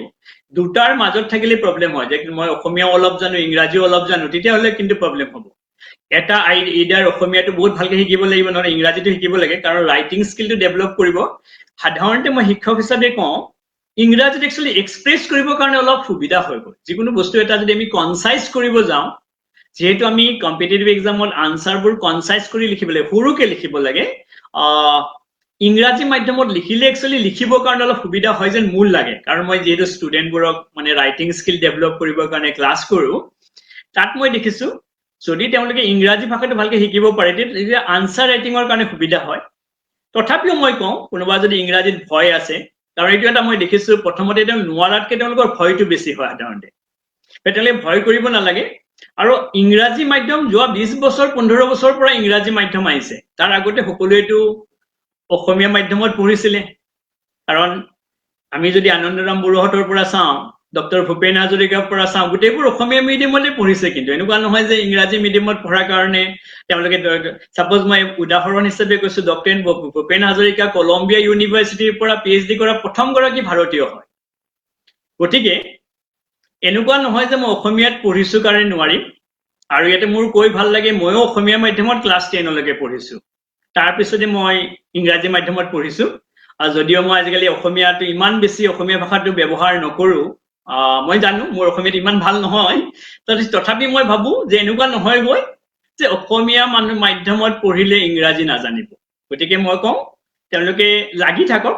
আৰু যিটো বস্তু আমি নাজানো সেইটো শিকিব লাগে। মোৰ মতে যদি মই এইটো বস্তু পাৰা নাই, সেইটো শিকিব লাগে। তাৰ কাৰণে এনেকুৱা নহয় যে মই ভয় খাব লাগে যে নোৱাৰিম, কোনো নোৱাৰে নেকি, এনেকুৱা কোনো কথা নাই। খালি ইংৰাজী মাধ্যমত তেওঁলোকৰ ষ্টাডি মেটেৰিয়েল পাবৰ কাৰণে সুবিধা হয় যেন মোৰ লাগে, চিভিল চাৰ্ভিচৰ প্ৰিপাৰেশ্যন কৰিবৰ কাৰণে। হয়, যিটো সমস্যা হৈ আছে লাগে, গতিকে সেইটো লাগে সোনকালে দূৰ হওক সমস্যাটো, কনফিউজটো। এইখিনিতে আমালৈ প্ৰশ্ন আহিছে, মানসজ্যোতি শৰ্মাই সুধিছে যে মেইনছত আছামিছত লিখিব পাৰিমনে? মানস নিশ্চয় লিখিব পাৰিবা, কৈ আছিলো। অসমীয়াত লিখিব পৰা যাব। খালি এনেকুৱা নহয় বহুতে মোক সুধি থাকে যে স্যাৰ কেইখনমান পেপাৰ অসমীয়াত লিখিম কেইখনমান পেপাৰ ইংৰাজীত লিখিম কিন্তু আমি এটা মাধ্যম সিলেক্ট কৰিব লাগিব নিশ্চয় পাৰিবা অসমীয়া মাধ্যমত লিখিবৰ কাৰণে আৰু মই ভাবো যদি কোনোবা অসমীয়া মাধ্যম অসমীয়াটো ভাল হয় অসমীয়া মাধ্যমত লিখক লগতে তেওঁলোকৰ অপচনেলটো অসমীয়া যেটো ভাষাটো আছে অপচনেল সাবজেক্ট যদি অসমীয়া হিচাপে লৈ পৰীক্ষা দিয়ে যদি অসমীয়াটো ভাল হয় নিশ্চয় তেওঁলোকে পৰীক্ষাত কৃতকাৰ্য হ'ব কাৰণ মই এনেকুৱা বহুত মানুহ জানো ইউপিএসসিৰ দৰে এক্সামত অসমীয়া মাধ্যমত লিখি অসমীয়া সাবজেক্ট হিচাপে মানে অপচনেল হিচাপে লৈ পৰীক্ষাটো ক্ৰেক কৰিছে গতিকে মানসৰ উত্তৰত মই কৈছো নিশ্চয় অসমীয়া ভাষাত লিখিব পৰা যাব খালি অসমীয়াটো ডেভেলপ কৰিব লাগিব অলপ অসমীয়া ভাল হ'ব লাগিব তাৰমানে ভালকে লিখিব লাগিব হয় এইখিনিতে এইটো হৈছে যে যেহেতু এপিএসসি আৰু ইউপিএসসি দুটা সমান ৰেংক কৰা হৈছে আৰু এতিয়া অসম লোকসেৱা আয়োগত আপোনাৰ 35% আহিব অসমৰ পৰা আৰু বাকিখিনি আন্তঃ প্ৰেক্ষাপটৰ গতিকে এটা যেটো ষ্টেণ্ডাৰ্ড অনা হৈছে সেই ষ্টেণ্ডাৰ্ডত আপোনাৰ তিনটা ফেজত হয় প্ৰিলিমছ মেইনছ আৰু ভাইবা প্ৰিলিমছৰ পাছৰ সেই মেইনছৰ মাজৰ সময়খিনি লগতে মেইনছৰ পাছত যেটো ভাইবাৰ কাৰণে এজন ছাত্ৰ বা ছাত্ৰী কেনেকৈ ফিট হ'ব লাগিব কি ধৰণে এতিয়া আমাৰ কথাটো এনেকুৱা তোমাৰ যেটো প্ৰশ্ন যে ভাইভাৰ কাৰণে আমি কেনেকৈ প্ৰিপাৰেচন কৰিম একচুয়ালি যোনদিনা আমি সিভিল সাৰ্ভিসৰ প্ৰিপাৰেচন আৰম্ভ কৰিম সেইদিনাৰ পৰা আমাৰ ভাইভাৰ প্ৰিপাৰেচন আৰম্ভ হ'ব এনেকুৱা নহয় যে মই এতিয়া প্ৰিলিমিনাৰী কাৰণে পঢ়ি আছো এতিয়া মেইনছৰ কাৰণে পঢ়ি আছো এতিয়া ভাইভাৰ কাৰণে পঢ়ি আছো কাৰণ ভাইভাৰ কাৰণে কোনো প্ৰিপাৰেচন নাথাকে যদিও আমি কিছুদিন ছাত্ৰ ছাত্ৰীক ভাইভাৰ প্ৰিপাৰেচন কৰাই দিওঁ কাৰণ যদি এজন ছাত্ৰ ছাত্ৰীয়ে সাপোজ মই এনেকুৱা কৈছো যে 25 ইয়াৰ্ছত তেওঁ ভাইভা দিব যাব যোৱা 25 বছৰ তেওঁ যি কৰিলে যি দেখিলে এইটোই ভাইভা হয় ভাইভাৰ কাৰণে কি সুধিব কোনো কিতাপত নাথাকে গতিকে ভাইভাৰ প্ৰিপাৰেচন কোনো এনেকুৱা কথা নাই যে মই ভাইভাৰ প্ৰিপাৰেচন কেনেকৈ কৰিম যোনদিনা তেওঁ প্ৰিলিমিনাৰী প্ৰিপাৰেচন কৰিব সিভিল সাৰ্ভিস পৰীক্ষা দিব তেওঁ নিজকে এজন প্ৰথম কথা হৈছে সিভিল সাৰ্ভিসৰ তেওঁ নিজকে এজন সিভিল সাৰ্ভেন্ট হিচাপে সপোন দেখিব লাগে নাম্বাৰ 1 তেওঁলোকে যে নিজকে এজন সিভিল সাৰ্ভেন্ট বুলি ভাবে যে সোসাইটি সিভিল সাৰ্ভেন্টৰ কাম হৈছে যে সোসাইটিত মানুহৰ কাৰণে কাম কৰা তেওঁলোকৰ মানে আচাৰ ব্যৱহাৰৰ পৰা লাগিব লাগে যে মই প্ৰথম বস্তু মই মোৰ ছাত্ৰ ছাত্ৰীসকলক কওঁ যে সিভিল সাৰ্ভিস যাব খুজে তেওঁলোকে মানুহক ভাল পাব লাগে সোসাইটিৰ কাৰণে কিবা কৰিব লাগিব এনেকুৱা নহয় যে মই আইএস বনি গলে বহুত ডাঙৰ দৰমহা পাম ঘৰ পাম গাড়ী পাম তেতিয়াহলে দেশৰ একো নহবগৈ গতিকে আৰু সিভিল সাৰ্ভিস জব এনেকুৱা নহয় বহুতে এনেকে ভাবে যে মই বহুত বঢ়িয়া জব এসি ৰুমৰ ভিতৰত বহি থাকিম গাড়ী আহিব পইচা আহিব বহুত কষ্টকৰ হয় যোনে তেওঁলোকে 12-14 ঘণ্টা কাম কৰিব লাগে অফিসত যিবোৰ ছাত্ৰ ছাত্ৰীসকলে মোৰ পাইছে যোৱা বিগত বছৰ তেওঁলোকে কৈ থাকিছে স্যাৰ ৰাতি 10টা-11টা বজালৈকে অফিসতে বহি থাকিব লাগে এনেকুৱা নহয় গৈ যেনেকৈ আমি বহুতে এনেকুৱা সপোন দেখে যে মই বঢ়িয়াকে এসি ৰুমত বহি থাকিম ডাঙৰ গাড়ীত যাম কিন্তু ইমান সহজ নহয় কাৰণ ডিসি এডিসি এজন যেতিয়া বনিব তেওঁলোকৰ বহুত কাম থাকে গতিকে প্ৰথম কথা মই কৈছো তোমাৰ প্ৰশ্নটো মই আকৌ ঘূৰি আহিছো যে যোনদিনা তেওঁ সিভিল সাৰ্ভিসৰ প্ৰিপাৰেচন আৰম্ভ কৰিব ডেৰ পৰা তেওঁ চিন্তা কৰিব যে কোনটো বস্তু মই কেনেকৈ এনালাইসিস কৰিম ভাইভা হৈছে এনালাইসিস কৰা বস্তু হয় তেওঁলোকে তেওঁ এনালাইসিস কৰি যাব লাগিব যে এইটো বস্তু যদি মই এনেকৈ চাওঁ তেওঁলোকৰ দৃষ্টিভংগী সমাজত কেনেকুৱা নাম্বাৰ 1 গতিকে তেওঁলোকে প্ৰিপাৰেচন যিনে কৰিব তাৰ লগতে ফেক্চুৱেল বেস কোৱেশ্চনটো সুধিব তেওঁলোকক প্ৰিলিমিনাৰীৰ পৰা গৈ থাকিব মেইনছত আমি এনসাৰ ৰাইটিং কৰিম আৰু বাকিখিনি সময় তেওঁলোকে নিউজ পেপাৰ মেগাজিন পঢ়িব লাগে লগতে যিবোৰ মই কওঁ টেলিভিছনত যিবোৰ ডিসকাশন আহে কাৰেন্ট ইস্যুৰ ওপৰত তেওঁলোকে চাব লাগে আৰু যেহেতু ভাইভাৰ কথা কলে আমি কওঁ যে ভাইভা কোৱেশ্চন আনসাৰিং সেশন নহয় একচুয়ালি ভাইভাৰ কাৰণে তেওঁলোকে যে প্ৰিলিমিনাৰী মেইনছ পাছ কৰে তেওঁলোকৰ নলেজ একচুয়ালি অলৰেডি টেষ্টেড কাৰণ এজন ছাত্ৰ বা ছাত্ৰীয়ে যেতিয়া প্ৰিলিমিনাৰী মেইনছ মানে পাছ কৰিছে তাৰ মানে তাৰ নলেজ আছে নলেজ অলৰেডি টেষ্ট কৰা হৈছে তেওঁলোকৰ বেসিক নলেজ অলৰেডি টেষ্টেড ইয়াৰ পিছত চাই তেওঁ কেনেকৈ প্ৰেজেন্ট কৰে নিজকে কেনেকৈ কেৰি কৰিব যেতিয়া এজন ছাত্ৰ ছাত্ৰীয়ে ইন্টাৰভিউ দিব যাব তেওঁক সিভিল সাৰ্ভেন্ট এজন যেন লাগিব দেখা তেওঁলোকৰ কথা বাৰ্তাত আমি যে কথা পাতিম এনেকুৱা নহয় যে কিবা প্ৰশ্নৰ মই উত্তৰ দিব পৰা নাই প্ৰশ্নটোৰ ফেক্চুৱেল উত্তৰ দিব নোৱাৰিলে হ'ব এনেকুৱা বহুত হয় যে তেওঁ উত্তৰ দিব পৰা নাই পৰীক্ষাত ভাল নম্বৰ আহিছে কিছুমান ছাত্ৰ ছাত্ৰী আমাৰ যায় কয় যে মই স্যাৰ বহুত আনসাৰ কৰিছো তেওঁ কিন্তু নম্বৰ দিয়া নাই নম্বৰ কমাই দিছে গতিকে ভাইভাৰ প্ৰিপাৰেচনৰ কাৰণে তেওঁ নিজক নাম্বাৰ 1 তেওঁ প্ৰেজেন্টেবল হ'ব লাগিব তেওঁলোকৰ কথাত অনেষ্টি থাকিব লাগিব ৰিসপেক্ট থাকিব লাগিব যেতিয়া মই মানুহ এজনৰ লগত কথা পাতিম তেওঁক ৰিসপেক্ট কৰিব পাৰিব লাগিব তেওঁলোকক ইয়াতে বহুত বস্তু চাই যে তেওঁ কিমান অনেষ্ট হয় কিবা নোৱাৰিলে তেওঁ ক'ব লাগিব যে এইটো মই নাজানো যদি মই কওঁ সাধাৰণতে মোৰ ছাত্ৰ ছাত্ৰীবোৰক মই কওঁ যে এনেকে নকবা মই জানিছিলো পাহৰি গলো, এইটো এক্সকিউজ হয়। চবেই ক'ব পাৰে ন মই জানিছিলো পাহৰি গলো বুলি, তাতে মই কম I know or I don't know, যে মই সৰি এইটো বস্তু মই চব বস্তুটো মানুহে জনা পচিবল নহয় গৈ, গতিকে যিটো বস্তু মই নাজানো বুলি কম, যিটো বস্তু জানো মই বহুত ভালদৰে ক'ব চেষ্টা কৰিম। লগতে সাধাৰণতে ভাইবাত সোধে যে সোসাইটিত তোমাৰ ইম্পেক্টটো কেনেকুৱা হ'ব, কি কৰিবা, কিয় লাগে চিভিল সাৰ্ভিস। সাধাৰণতে এইটো প্ৰশ্ন সোধে যে তুমি চিভিল সাৰ্ভিসত আহিব কিয় বিচৰা, তেওঁলোকে তাক ডিফেন্ড কৰিব পাৰিব লাগিব। এনেকুৱা নহয় যে মই চিভিল সাৰ্ভিস বেলেগক দেখিছো তাৰ কাৰণে ময়ো আহিছো। গতিকে ভাইভা প্ৰিপাৰেশ্যন তেওঁলোকৰ এনেকুৱা বিশেষ বেলেগকে কৰিব নালাগে, যোনদিনা APSC প্ৰিপাৰেশ্যন কৰিব সেইদিনাৰ পৰা আৰম্ভ হ'ব। খালি আমি কি কৰো, মেইনছৰ যেতিয়া ৰিজাল্ট আহিব 10-15 দিনৰ কাৰণে তেওঁলোকক কিছুমান আমি ক্লাছ দি দিওঁ, মানে মটিভেশ্যনেল, এনেকুৱা নহয় যে অকল কুৱেশ্যন আনচাৰৰ ক্লাছ, কিছুমান মটিভেশ্যনেল ক্লাছ, কিছুমান প্ৰেজেন্টেশ্যনৰ ক্লাছ, বা এনেকুৱা ভাইবাত কি পিন্ধি যাব, নিজকে কেনেকে কেৰি কৰিব। ইয়াতে যিটো মই আগতে কৈছো, তেওঁলোকক এটা চিভিল সাৰ্ভিসৰ ভাইবাত যেতিয়া দিব যাব তেওঁলোকক চিভিল সাৰ্ভেন্ট যেন লাগিব লাগে, তেওঁলোকৰ কথাত হওক, তেওঁলোকৰ দেখাত হওক, তেওঁলোকে নিজে যিটো কেৰি কৰিব যে। কাৰণ যেতিয়া তেওঁলোকে আজিকালি চিভিল সাৰ্ভিস মানে এনেকুৱা মই দেখিছো 22-23 বছৰত চিভিল সাৰ্ভিস ক্ৰেক কৰিছে, কিছুমানে এনেকুৱা DM DC টাইপৰ বনি গৈছে, ডিষ্ট্ৰিক্ট এখন চম্ভালিব লাগে। গতিকে তেওঁলোকে ইমান সৰু হৈ থকা নাই, তেওঁলোকৰ কথা যিটো কথা বতৰা হ'ব যেন এনেকুৱা লাগে যে তেওঁলোকে এখন ডিষ্ট্ৰিক্টক প্ৰতিনিধিত্ব কৰিব পাৰিব। গতিকে ভাইভা প্ৰিপাৰেশ্যন প্ৰথম ডেৰ পৰা কৰি যাব। হয়, যেতিয়া আমি এতিয়া আমি পেপাৰসমূহৰ যেতিয়া কথা পাতো, তেতিয়া আমি স্পেচিয়েলি APSC ক্ষেত্ৰত সেই পেপাৰসমূহ কিমান থাকে, কেনেকৈ কৰিব লাগিব, আৰু বিশেষকৈ প্ৰিলিমছৰ পাছৰ মেইনছৰ কাৰণে সেই আনচাৰ ৰাইটিং স্কিলটো আমি কেনেকৈ ডেভেলপ কৰিম, যিহেতু আপোনাৰ টাইম মেনেজমেণ্টৰ কথা আহে, এই ক্ষেত্ৰত আমি কেনেকৈ বস্তুটো লৈ যাব লাগিব। এইটো বহুত ইম্পৰ্টেণ্ট হয়। সাধাৰণতে কি হয়, আমি যেতিয়া কলেজ ইউনিভাৰ্চিটিত আছিলো আমাৰ কি হৈছিলে 300 মাৰ্ক, আমি 100 নম্বৰৰ পেপাৰখন কমপ্লিট কৰিবৰ কাৰণে আমি 3 ঘণ্টা পাইছিলো।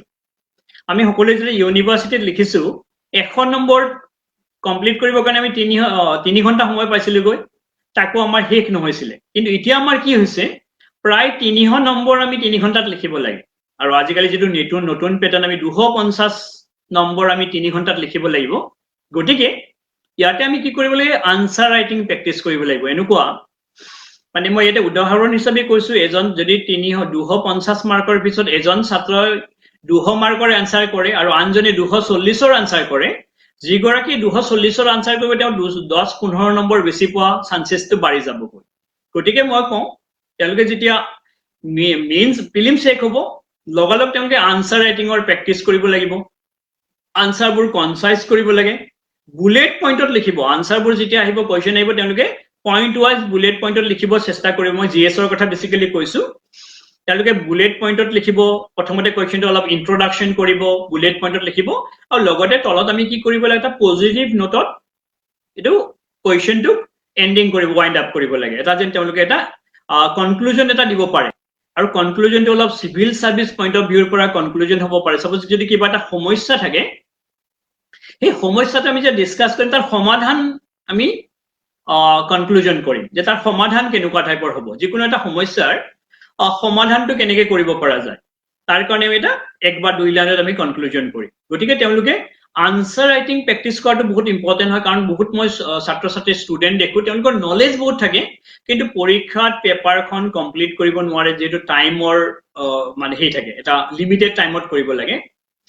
তেওঁলোকে এটা টাইম বান্ধি ল'ব লাগে যে 10 মাৰ্কছৰ কুৱেশ্যন এটা কৰিবৰ কাৰণে মই মেক্সিমাম 8 মিনিটছ to 9 মিনিটছ সময়ত কমপ্লিট কৰিম, কাৰণ পেপাৰখন কমপ্লিট কৰিব লগা আছে। তেওঁলোকে প্ৰথম টাৰ্গেট কৰিব লাগে যে পৰীক্ষাত মই চেম পাৰ্চেণ্ট কুৱেশ্যনৰ মই আনচাৰ কৰি আহিব পাৰো, তেতিয়া তেওঁলোকৰ পোৱা চান্সেছটো বাঢ়ি যায়, কাৰণ paper complete কৰিবটো first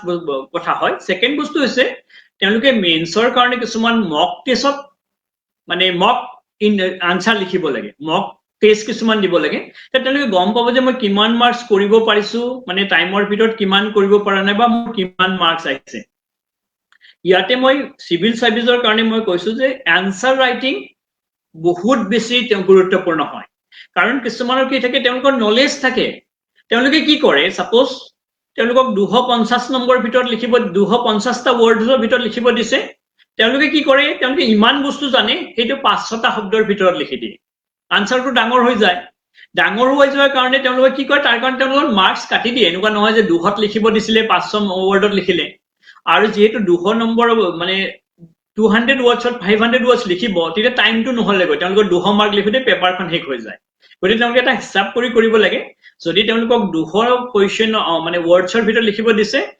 it should be around 190 to 210 10 মানে প্লাস মাইনাস 10 মান ৱৰ্ডছৰ ভিতৰত লিখিব লাগে গতিকে এইটো তেওঁলোকে চাব লাগিব টাইম মেনেজমেন্ট তেওঁলোকে ঘৰত আনসাৰ ৰাইটিং প্ৰেক্টিস কৰিব লাগিব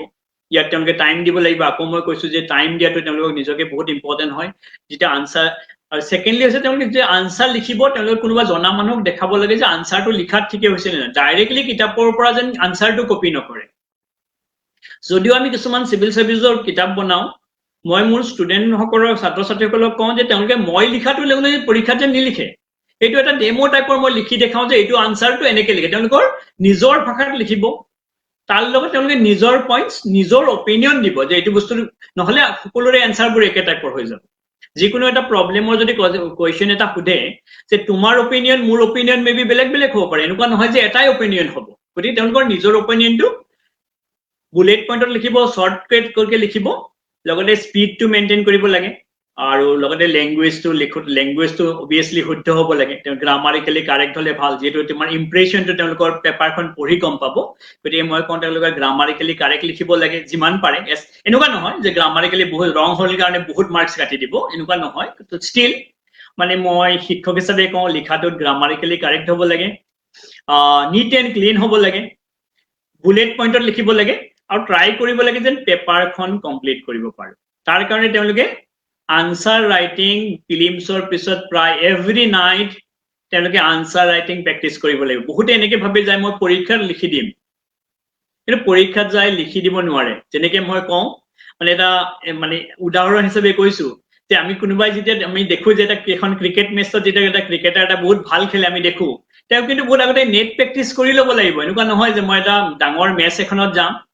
গৈ মই সেঞ্চুৰী কৰি দিম তেওঁলোকে কি কৰে দিন ৰাত নেটত প্ৰেক্টিস কৰি থাকে তাৰ পিছতে গৈ তেওঁলোকে ফিল্ডত পাৰফৰ্ম কৰে গতিকে মই কওঁ লাইক আমি খেলৰ দৰে নেট প্ৰেক্টিসৰ দৰে আমি ঘৰত প্ৰেক্টিস কৰিব লাগিব যেটো যোৱাকালি আমাৰ মণিপুৰৰ ৱেট লিফ্টাৰ গৰাকী তেওঁলোকে মেডেল পাইছে তেওঁ কৈছে যোৱা 4 বছৰ তেওঁ প্ৰেক্টিস কৰি আছে এইটো দিনৰ কাৰণে সো এইটো এটা যেতিয়া মই আজি ৰাতিপুৱা পেপাৰত পঢ়িছো মীৰাবাই চানু কৈছে যে যোৱাবাৰ তেওঁ সফল হোৱা নাছিলে ৰিঅ অলিম্পিকত তেওঁ সফল হ'ব পৰা নাছিলে কাৰণে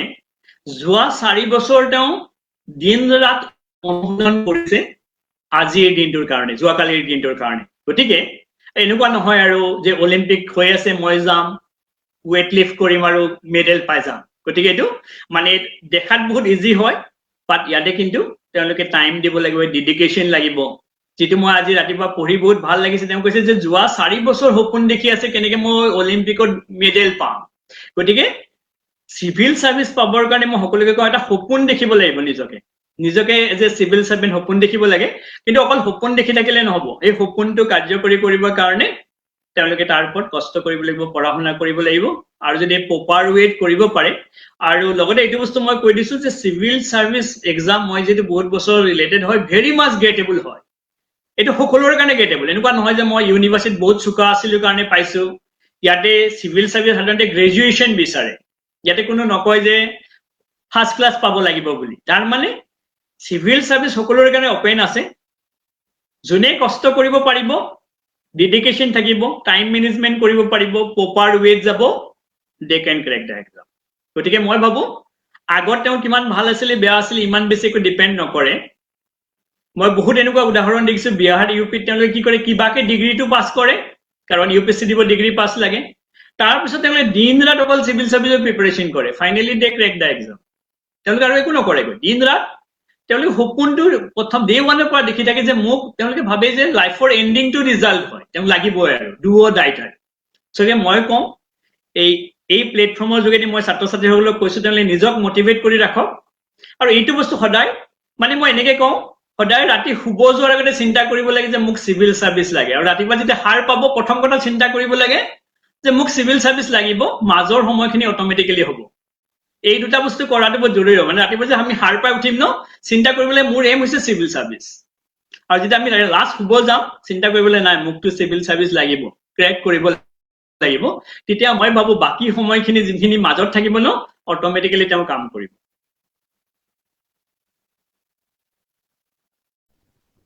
হয় নিশ্চয়কৈ আমালৈ প্ৰশ্ন আহিছে তেজেন হাজৰিকাই সুধিছে যে বিশ্ববিদ্যালয়ৰ পৰা শিক্ষাৰ্থীৰে উত্তীৰ্ণ হোৱা অসমৰ বহু ছাত্ৰ ছাত্ৰীয়ে প্ৰতিযোগিতামূলক পৰীক্ষাত ভাল ফলাফল দেখাব নোৱাৰে ইয়াৰ প্ৰধান কাৰণ আপুনি কি বুলি ভাবে স্যাৰ প্ৰশ্নটো আৰু এবাৰ কবা নেকি হয় ইয়াতে তেজেন হাজৰিকাই সুধিছে যে বিশ্ববিদ্যালয়ৰ পৰা শিক্ষাৰ্থীৰে উত্তীৰ্ণ হোৱা অসমৰ বহু ছাত্ৰ ছাত্ৰীয়ে প্ৰতিযোগিতামূলক পৰীক্ষাত ভাল ফলাফল দেখুৱাব নোৱাৰে ইয়াৰ প্ৰধান কাৰণ আপুনি কি বুলি ভাবে স্যাৰ কোনে সুধিছে প্ৰশ্নটো তেজেন হাজৰিকা ওকে বাৰু প্ৰশ্নটো বহুত ভাল প্ৰশ্ন সুধিছে যেটো মই অলপ আগতে কৈ আছিলো গৈ কথাটো এনেকুৱা বিশ্ববিদ্যালয়ৰ এই পৰীক্ষা আৰু কম্পিটিটিভ এক্সাম দুটা বেলেগ বস্তু হয় নাম্বাৰ 1 তেওঁলোকে জানিব লাগে যে মই ইউনিভাৰ্সিটি এটা কাৰণ আমি ইউনিভাৰ্সিটি এটা পঢ়ো এটা সাবজেক্ট লৈ পঢ়ো ইয়াতে মানে লক্ষ্য কৰিবলৈ বিষয়টো এনেকুৱা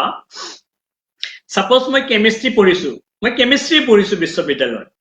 মই মেজৰ হিচাপে কেমিষ্ট্ৰি পঢ়িছো কেমিষ্ট্ৰি সাপোজ মই গোল্ড মেডেলিষ্ট বনি গলো কিন্তু কেমিষ্ট্ৰিৰ কিমানটা প্ৰশ্ন কম্পিটিটিভ এক্সামত আহিব বেছি নাহিব তেওঁ মেবি অপশনাল হিচাপে ল'ব পাৰে বা জিএছৰ ডাঙৰ পৰ্শন আছে গতিকে তেওঁৰ প্ৰশ্নটো মোৰ কিয় ভাল লাগিছে বহুত ছাত্ৰ ছাত্ৰীক মই দেখিছো তেওঁলোকে ইউনিভাৰ্সিটিত বহুত ভাল ৰিজাল্ট কৰে তেওঁ কোৱাৰ দৰে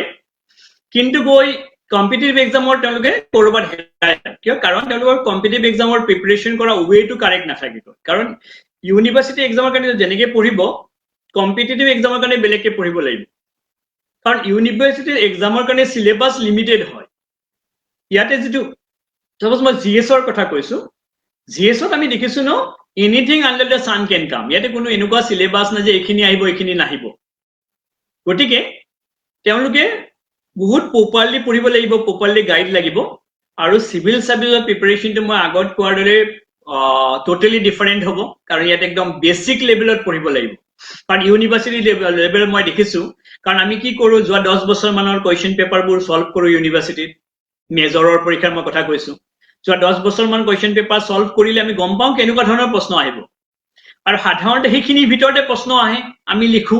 ভালদৰে লিখিলো আমি ফাৰ্স্ট ক্লাস পাই গলো সাপোজ কিন্তু কম্পিটিটিভ এক্সাম এনেকুৱা নহয় গৈ টোটালি ডিফাৰেন্ট টাইপ হ'ব প্ৰিপাৰেচনটো বেলেগকে হয় গতিকে মই এইখিনিতে কৈছো যে কম্পিটিটিভ এক্সাম সকলোৰে কাৰণে সিভিল সাৰ্ভিস সকলোৰে কাৰণে ওপেন আছে ই 3rd ডিভিজন পাইছে মেট্ৰিকত এইবাৰ মই দেখিছো সাগে তোমালোকে গম পাইছা এপিএসসি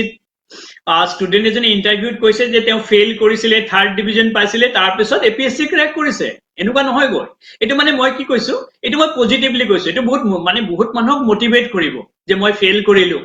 কাৰণ মই এনেকুৱাও জানো ইউপিএসসি পোৱা মানুহ এনেকুৱা অসমৰ পৰা তেওঁ হায়াৰ সেকেন্ডাৰীত ফেইল কৰিছিল তেওঁ নিজে কৈছে তাৰ পিছত ইউপিএসসি ক্ৰেক কৰিছে গতিকে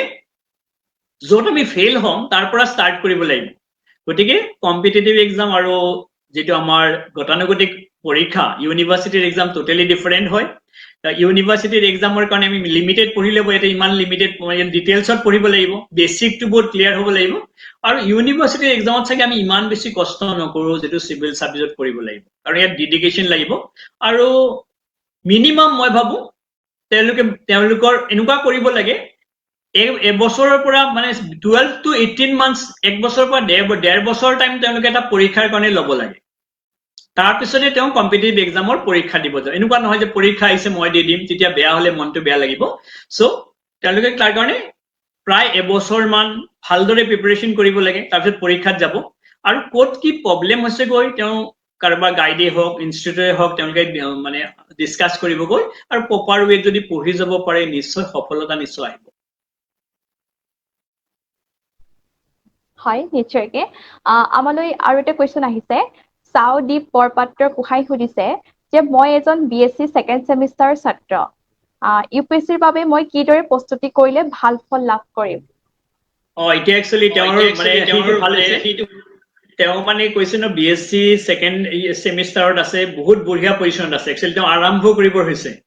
মানে মই এনেকৈ কওঁ যে বিএসসি ফাৰ্স্ট ইয়াৰৰ পৰা যদি আৰম্ভ কৰিব পাৰে বিএসসি শেষ হৈ যাব আজিকালি সাধাৰণতে আমি দেখিছো যিবোৰ ইউপিএসসি ক্ৰেক কৰিছে একদম ইয়াং ল'ৰা ছোৱালী ইউপিএসসি ক্ৰেক কৰিছে প্ৰায় 21-22 বছৰত তেওঁলোকে কি কৰে ডিগ্ৰী ফাৰ্স্ট ইয়াৰৰ পৰা প্ৰিপাৰেচন আৰম্ভ কৰে কিন্তু আমাৰ ইয়াতে সাধাৰণতে আমি দেখিছো মাষ্টাৰ ডিগ্ৰী কৰাৰ পিছত আমি আৰম্ভ কৰো গতিকে তেওঁ বহুত ভাল জগত আছে এতিয়া তেওঁ প্ৰথমতে চাব লাগে যে তেওঁ এটা অপচনেল সাবজেক্ট লাগিব এপিএসসি হওক ইউপিএসসি এটা অপচনেল সাবজেক্ট লাগিব যেটো তেওঁ অপচনেল হিচাপে ল'ব এতিয়াৰ পৰা তাক একদম পুংখানুপুংখভাৱে পঢ়িব ডিটেইলছত পঢ়িব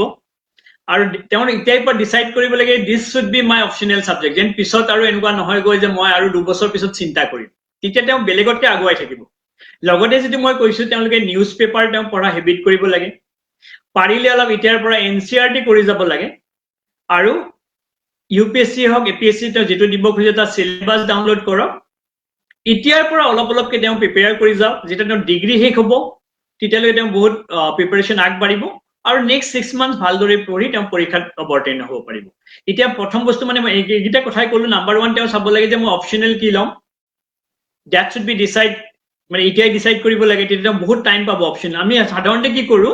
মাষ্টাৰ ডিগ্ৰী কৰাৰ পিছত মানুহে কয় যে মই অপচনেল লম কি আৰু তেওঁলোকে নিজৰ সাবজেক্টটো ল'ব নিবিচাৰে বেলেগৰ সাবজেক্ট ল'ব বিচাৰে তেতিয়া অলপ জিৰোৰ পৰা আকৌ পঢ়িব লাগিব গতিকে তেওঁ এতিয়াৰ পৰা ষ্টাৰ্ট কৰক পেপাৰ পৰা হেবিট কৰক এনসিআৰটি অলপ এতিয়াৰ পৰা আৰম্ভ কৰক পাৰিলে অলপ ৰাইটিং স্কিল এতিয়াৰ পৰা তেওঁ যদি এনেকুৱা কৰে মই এটা উদাহৰণ হিচাপে কৈছো সাপোজ আমাৰ যদি পেপাৰত এডিটৰিয়েল আহে যদি 500 ওয়াৰ্ডসৰ ভিতৰত এডিটৰিয়েলটো লিখিছে তাক তেওঁ কনসাইজ কৰি বেছি মিনিং চেঞ্জ নকে কনসাইজ কৰিব প্ৰেক্টিস কৰিব লাগে যদি সাপোজ 500 ওয়াৰ্ডসটো 3.5 মানৰ ভিতৰত আনিব পাৰে বেছি মিনিংটো চেঞ্জ নোহোৱাকে এনেকে অলপ লিখা প্ৰেক্টিস এতিয়াৰ পৰা কৰক আৰু তেওঁ ড্ৰিমটো মানে এক্টিভ কৰি ৰাখক এটো এটা বহুত ইম্পৰ্টেন্ট হয় আৰু তেওঁ যদিও কৈছে বিএসসি পঢ়িছো আজিকালি মই দেখিছো সায়েন্সৰ ষ্টুডেন্ট বেছি ভাল পাৰফৰ্ম কৰিছে এনেকুৱা নহয় যে সিভিল সাৰ্ভিস পঢ়িবৰ কাৰণে আৰ্টছৰ ষ্টুডেন্ট লাগে সায়েন্সৰ ষ্টুডেন্টে বহুত ভাল ৰিজাল্ট কৰিছে গতিকে মই আশা কৰিম তেওঁ এতিয়াৰ পৰা আৰম্ভ কৰক আৰু যদি ভালদৰে কৰে নিশ্চয় তেওঁ সফল হ'ব হয় এইখিনিতে মোৰ এটা কোৱেশ্চন আছে যে আপুনি যেহেতু 17 বছৰ প্ৰায় ইয়াত লাগি আছে তেতিয়াৰ সময় আৰু এতিয়া সময় মানে সেই সময় আৰু এই সময়ৰ মাজত আপুনি পাৰ্থক্যটো কি দেখা পাইছে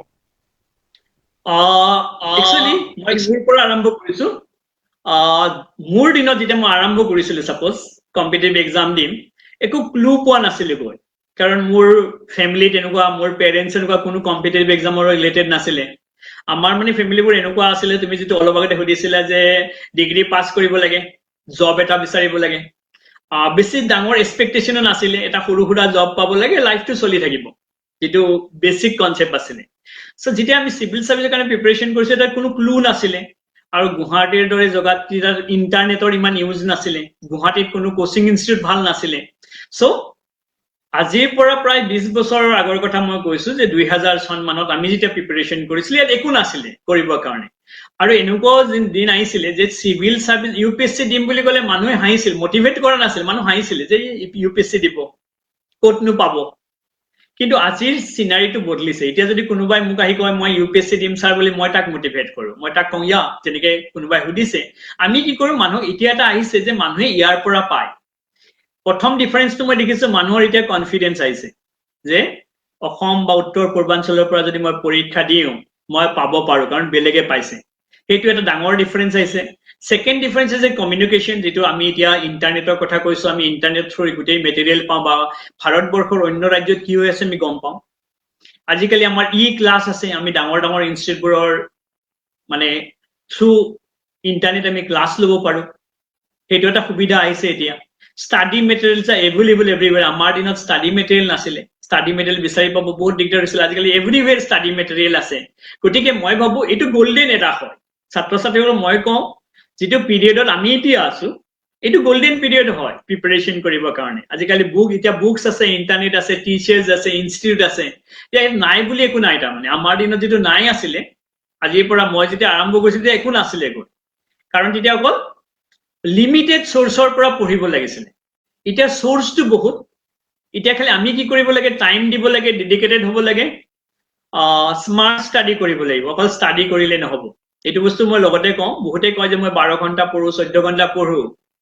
কিন্তু মই কিন্তু এনেকে ভাবো যে এটা নিয়মিতভাৱে পঢ়িব লাগে এদিন 12 ঘণ্টা পঢ়িলো মাজত দুদিন নপঢ়িলো এনেকে কৰিলে 12 ঘণ্টাৰ কোনো মোৰ মতে একো ভ্যালু নাই কৈ তাতকে যদি তেওঁ 6 ঘণ্টাকে এভৰিডে পঢ়ে এটা ৰুটিন বনায় কাৰণ আৰু 12 ঘণ্টা পঢ়িলে মানে কি তেওঁ আজিকালি যেটো সোশ্যাল মিডিয়াই আমাক প্ৰবলেম কৰে যেহেতু ছ'চিয়েল মিডিয়া যিমান ভাল সিমান বেয়াও হয়, কাৰণ আমি এইটো ইণ্টাৰনেটে হওক, মানে এনেকুৱা ফেচবুক হওক, টুইটাৰ হওক, আমাৰ চেলফোন হওক, এই বস্তুবোৰৰ পৰা অলপ আঁতৰি থাকিব লাগিব। চিভিল চাৰ্ভিচ টাইপৰ এক্সাম দিবৰ কাৰণে মানে কি মেটেৰিয়েল বিচাৰিবৰ কাৰণে ইণ্টাৰনেট ঠিকে আছে। তাৰ পৰা তেওঁলোকে যদি মই ভাবো যে 6 ঘণ্টা এটা টাইম ওলাই তেওঁ প্ৰিপাৰেশ্যন কৰে,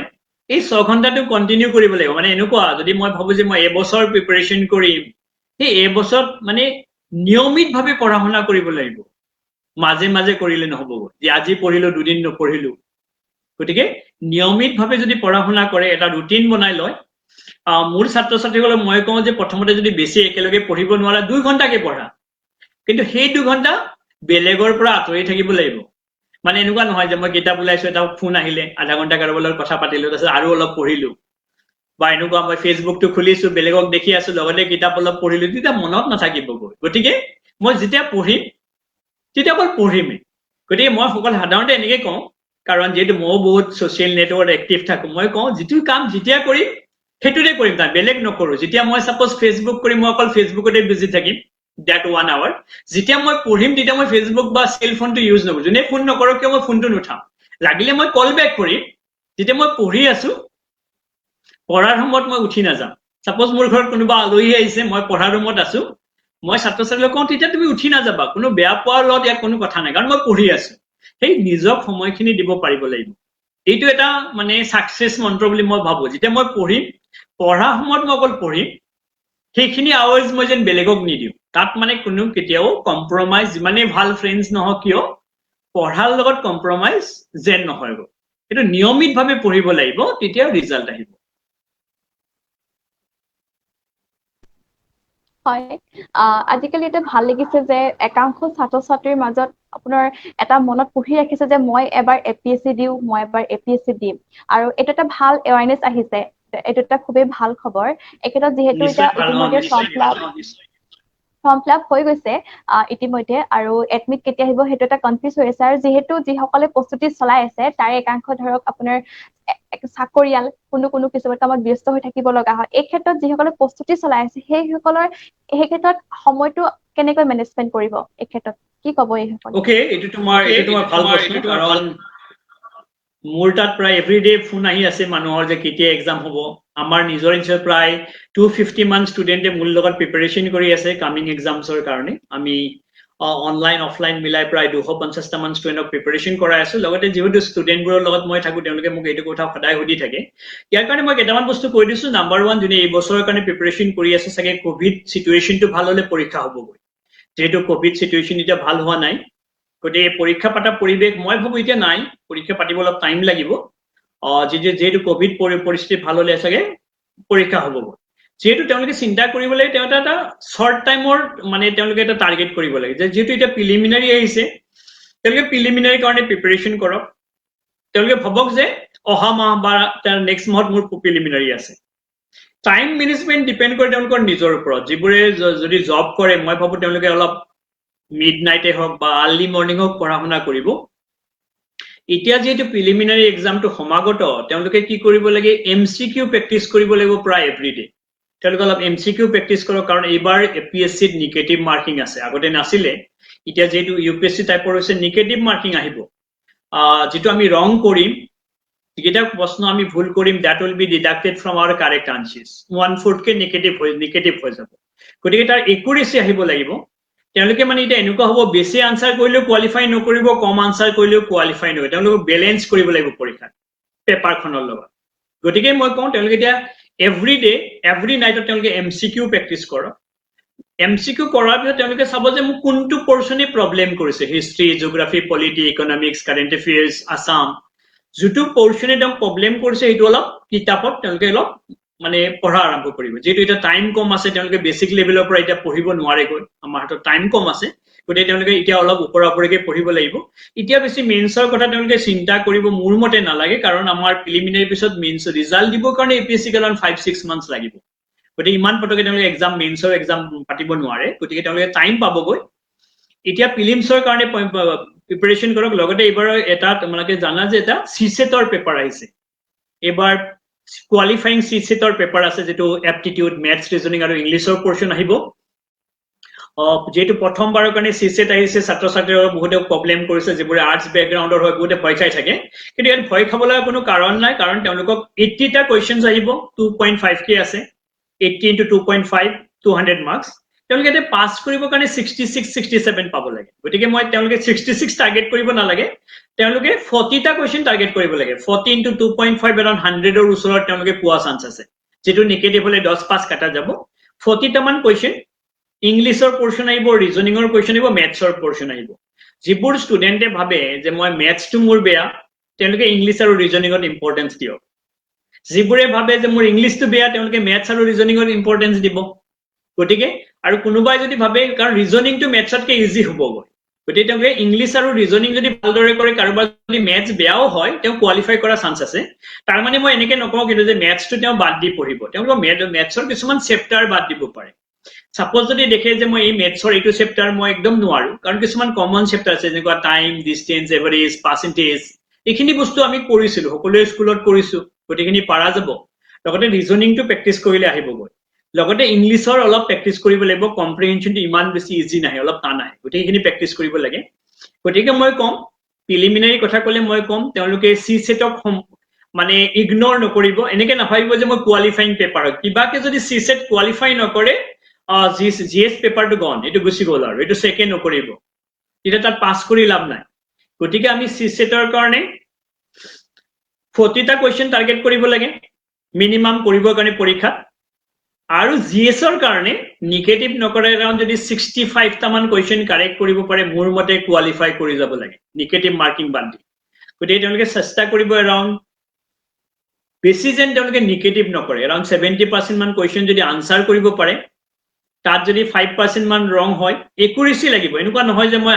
90টা কোৱেশ্চন কৰিলো 40টা ৰং হল তেতিয়া they will be out of the game মানে তেতিয়া এটো কনসেপ্টটো ৰং হৈছে গতিকে তেওঁলোকে যেতিয়া আনসাৰ কৰিব প্ৰশ্নবোৰ দুবাৰ দুবাৰ পঢ়িব অপচনবোৰ ভালদৰে চাব কাৰণ কিছুমান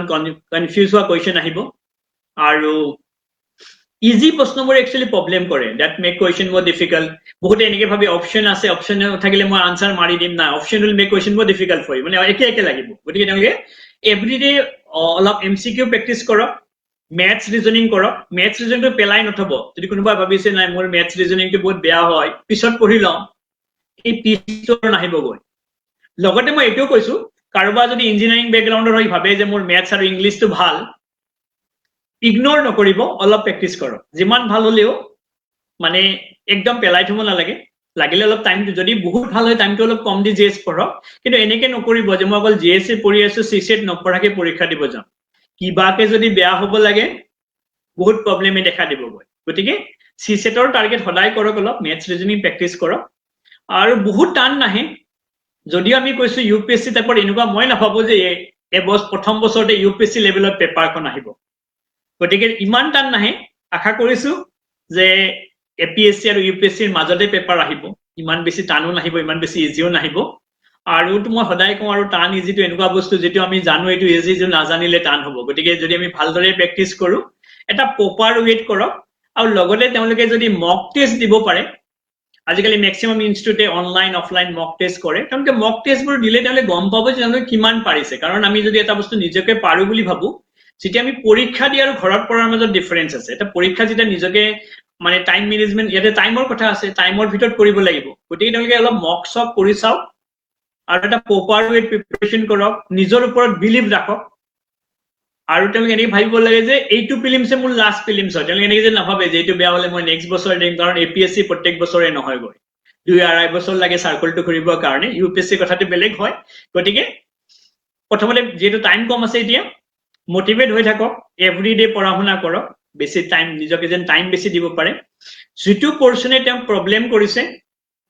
সাপোজ কিবা এটা তেওঁ আমি কি কৰো সাধাৰণতে মই দেখিছো আমাৰ ষ্টুডেন্টবোৰে যেটো সাবজেক্ট নাজানে এটো পিছলৈকে থৈ দিয়ে জানাটো পঢ়ি থাকে সেইটো কিন্তু উল্টা ফালে গৈছে নজনাটো বেছি পঢ়িব লাগিব জনাটো থৈ দিব লাগিব সাপোজ যদি কাৰোবাৰ এনেকুৱা দেখিছে মোৰ হিষ্ট্ৰীটো বোৰিং লাগে বৰ্ডে কৈ থাকে স্যাৰ হিষ্ট্ৰী বোৰিং লাগিছে এটা অপচন নাই তাৰ মানে বোৰিংটো ইন্টাৰেষ্টিং কৰিব লাগিব তেতিয়া কাৰণে হিষ্ট্ৰীটো বেছিকৈ পঢ়িলে ইন্টাৰেষ্টিং হ'ব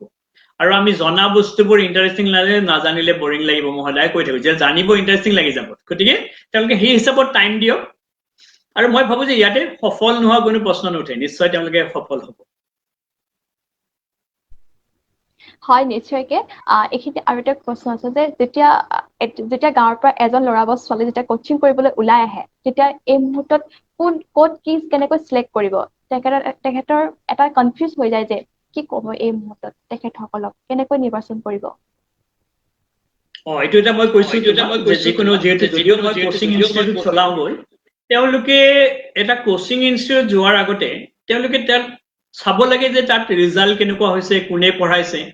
অকল ৰিজাল্ট চালেও নহব আজিকালি এনেকুৱা বহুত হৈছে আমি গম পাওঁ যিহেতু আমি ইনষ্টিটিউটৰ লগত থাকো যে বহুত এজন ছাত্ৰ ছাত্ৰীৰ ফটো বহুত কেইটা ইনষ্টিটিউটে ফটো পেপাৰত এডভাৰটাইজ কৰি দিয়ে যে আমাৰ আছিলে তেওঁলোকে কিবা মক চক কৰাই পেপাৰত ফটো দি দিয়ে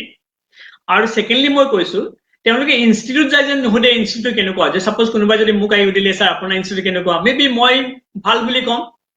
গতিকে তেওঁলোকে যদি মোক নুসুধি মোৰ ষ্টুডেণ্টক সোধে দে কেন গেট বেটাৰ আনচাৰ গতিকে মই ভাবো যিকোনো কোচিং ইনষ্টিটিউটত এডমিশ্যন লোৱাৰ আগতে তেওঁলোকে তাৰ ছাত্ৰ ছাত্ৰীসকলক কোনোবা যদি লিংক কৰিব পাৰে সুধিব যে কেনেকে পঢ়াইছে কি পঢ়াইছে টিচাৰৰ কোৱালিটি কেনেকুৱা হয় অলপ তেওঁলোকে ষ্টাডি কৰিব লাগে এনেকুৱা নহয় যে মই পটককে গ'লো এটা ইনষ্টিটিউট পালো এডমিশ্যন লৈ ললো বহুত এনেকুৱা ষ্টুডেণ্ট মই পাওঁ মোৰ তাতে কয় যে ছাৰ মই এডমিশ্যন লৈ লৈছো মই গম নাপালো ক্লাছ নিদিলে কিবা নিদিলে পঢ়াৱা নাই সেইটো এটা কনফিউজ থাকি যায় গতিকে তেওঁলোকক মই কওঁ তেওঁলোকে যেন অলপ ষ্টাডি কৰে ইনষ্টিটিউটবোৰৰ ওপৰত পটককে যায় এদিনতে যায় এডমিশ্যন লৈ নলয় তাৰ ষ্টুডেণ্টৰ লগত আলোচনা কৰে আৰু চাই লয় যে কোনে পঢ়ায় কেনেকে পঢ়ায় কোন টিচাৰে পঢ়ায় আৰু ৰিজাল্টৰ ওপৰত অলপ গুৰুত্ব দিয়ে ৰিজাল্টটো সঁচাকে ৰিজাল্ট হৈছে নে ফেক ৰিজাল্ট আহিছে বা তাৰ ৰিজাল্ট কৰা ছাত্ৰ ছাত্ৰীসকলেনো কি কয় সেইটো বহুত ইম্পৰ্টেণ্ট হয় কাৰণ কোনোবা এটা ষ্টুডেণ্টক যদি মই কোৱাতকে যদি কয় যে এনেকুৱা বহুত ষ্টুডেণ্ট আছে যিটো আমাৰো ইউটিউব চেনেল আছে ষ্টুডেণ্টে কৈ আছে মোক শৈলেন ছাৰে পঢ়াইছিলে বুলি এতিয়া মই যদি কওঁ মই ষ্টুডেণ্টক পঢ়াইছিলো বুলি মোৰ মতে ইমান বেছি এইটো ৱৰ্ক নকৰে জেনেৰেলি সাধাৰণতে মই ক'ব নিবিচাৰো মই বেছি নকওঁ কিন্তু এনেকুৱা মই বিচাৰো কাৰণ এতিয়ালৈকে মোৰ কৈ ভাল লাগে যোৱা এৰাউণ্ড 10 বছৰ মোৰ ইনষ্টিটিউটৰ পৰা গোটেইকেইটা পজিশ্যন আহিছে প্ৰথম 1ৰ পৰা 10লৈকে প্ৰথম পজিশ্যনৰ পৰা গোটেই পজিশ্যনে মোৰ ষ্টুডেণ্টে পাইছে কিন্তু মই সাধাৰণতে ষ্টুডেণ্টক ক্ৰেডিটটো দিওঁ এনেকুৱা নহয় যে মই গাইড কৰো এনেকুৱা কেতিয়াও হোৱা নাই মানে মই পঢ়াইছিলো কাৰণে মইতো চবকে একেলগে পঢ়াওঁ এজনে টপ কৰে এজনে ফেইল কৰে গতিকে তাত টিচাৰৰ ক্ৰেডিট নাথাকিব গতিকে তেওঁলোকে অলপ চাই ল'ব ষ্টুডেণ্টৰ লগত কথা পাতিব আৰু যিবোৰে আমি আগতে ডিসকাস কৰিছিলো যিবোৰে কোচিং ল'ব পৰা নাই কিবা বিভিন্ন অসুবিধাৰ কাৰণে তেওঁলোকে নিজকে মোটিভেট কৰি ৰাখক পঢ়া শুনা কৰক মেটেৰিয়েল সেটেল অলপ লওক আৰু যদি কাৰোবাক কিবা হেল্প লাগে ডেফিনেটলি মই সদায় মই কওঁ আজি বুলি নহয় মই বিভিন্ন ধৰণৰ প্লেটফৰ্মত মই কৈছো একচুয়ালি সিভিল সাৰ্ভিস এনেকুৱা এতিয়া মই এটো মোৰ ফাৰ্স্ট লাভ হয় একচুয়ালি ষ্টুডেণ্টক প্ৰিপাৰেচন কৰোৱা ৰিজাল্টটো হা কিতাপ লিখা তাৰ মাজতে মই থাকো গতিকে এনেকুৱা বহুত আছে বেলেগ ইনষ্টিটিউটত কোচিং কৰি আছে মোক ফোন কৰি সুধে ছাৰ কি পঢ়িম কেনেকে পঢ়িম তাক মই কেতিয়াবা না কোৱা নাই একচুয়ালি মই নকওঁ কাৰণ ষ্টুডেণ্টটো মোৰ কাৰণে ইম্পৰ্টেণ্ট হয় গতিকে কিবা লাগিলে নিশ্চয় মই সহায় কৰিম তেওঁলোকক খালি এটা বস্তু মই কওঁ তেওঁলোকে নিজে মোটিভেট হৈ থাকক আৰু বেছি ইমানো বেছি এটা ইনষ্টিটিউটৰ পৰা আশা কৰিব নালাগে এনেকুৱা নহয় যে কোচিং ইনষ্টিটিউট গ'লো মই এডমিশ্যন ললো মই মোৰ ৰিজাল্ট আহি যাব সেইটো কেতিয়াও এনেকুৱা মিৰাকেল কেতিয়াও নহয় গতিকে মই ভাবো নিজেও কৰিব পাৰি খালি এজন গাইডৰ প্ৰয়োজন হয় গাইড কিয় লাগে আমি কি নপঢ়িব লাগে ইম্পৰ্টেণ্ট হয় অকল পঢ়ি আমি ক্ৰেক কৰিব নোৱাৰো সাপোজ এনেকুৱা মই উদাহৰণ হিচাপে কৈছো সাপোজ মিডিভেল হিষ্ট্ৰী আমি নপঢ়াকে পৰীক্ষা দিব লাগে মিডিভেল হিষ্ট্ৰী পঢ়িলে দুটা কুৱেশ্যন আহে এটা কুৱেশ্যন আহে গতিকে আমি কি কৰো বাদ দি পঢ়ো গতিকে তেওঁলোকে গম পায় যে এইখিনি পঢ়িম এইখিনি বাদ দিম কোনোবাই যদি গাইড দিব পাৰে তেওঁলোকৰ যিকোনো মানে গাঁৱৰ অঞ্চল হলে তাতটো কোনোবাই সিভিল সাৰ্ভিস নিশ্চয় ক্ৰেক কৰিব একদম যদি অপচন নাথাকে মই কওঁ তেওঁলোকে ডিসি অফিসত যাব সবতেতো ডিসি অফিস থাকিব নিশ্চয় ভিডিও সিডিওবোৰ থাকিব তেওঁলোকক লগ কৰি সুধিব আপোনালোকেনো কেনেকে পঢ়া শুনা কৰিছিলে বা কিবা হেল্প কৰিব পাৰে নেকি মই ভাবো নিশ্চয় 10টা মানুহক এপ্ৰোচ কৰিলে এজনেতো হেল্প কৰিব নকৰাকে নাথাকিব গতিকে মই ভাবো যে এটা এক্সকিউজ নহয় আৰু যে মোৰ ইনষ্টিটিউট মই যাব পৰা নাই মোৰ পইচা নাই কিবা নাই মই কেনেকে পঢ়িম কিতাপ নাই কাৰণ আমি যদি আজি কওঁ সকলোৰে হাতত এটা স্মাৰ্টফোন থাকে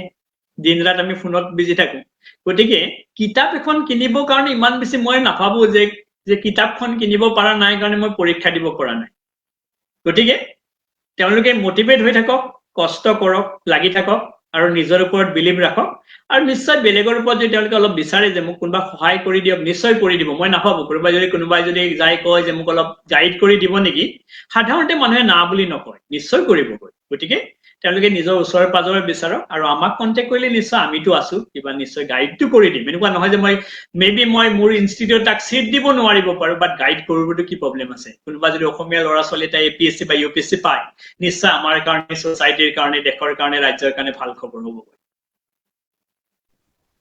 হয় নিশ্চয়কৈ গৌৰৱৰ কথা যে আপোনাৰ ইতিমধ্যে আপোনাৰ একাডেমি এটা ভাল ৰিজাল্ট কৰি আহিছে সেইটো আমাৰ গৌৰৱ আপোনাৰ একাডেমি গৌৰৱ তথা আপোনাৰ গৌৰৱ এই ক্ষেত্ৰত যেতিয়া আপোনাৰ একাডেমিৰ ছাত্ৰ ছাত্ৰীসকলে যেতিয়া এই গৌৰৱ কৰে যেতিয়া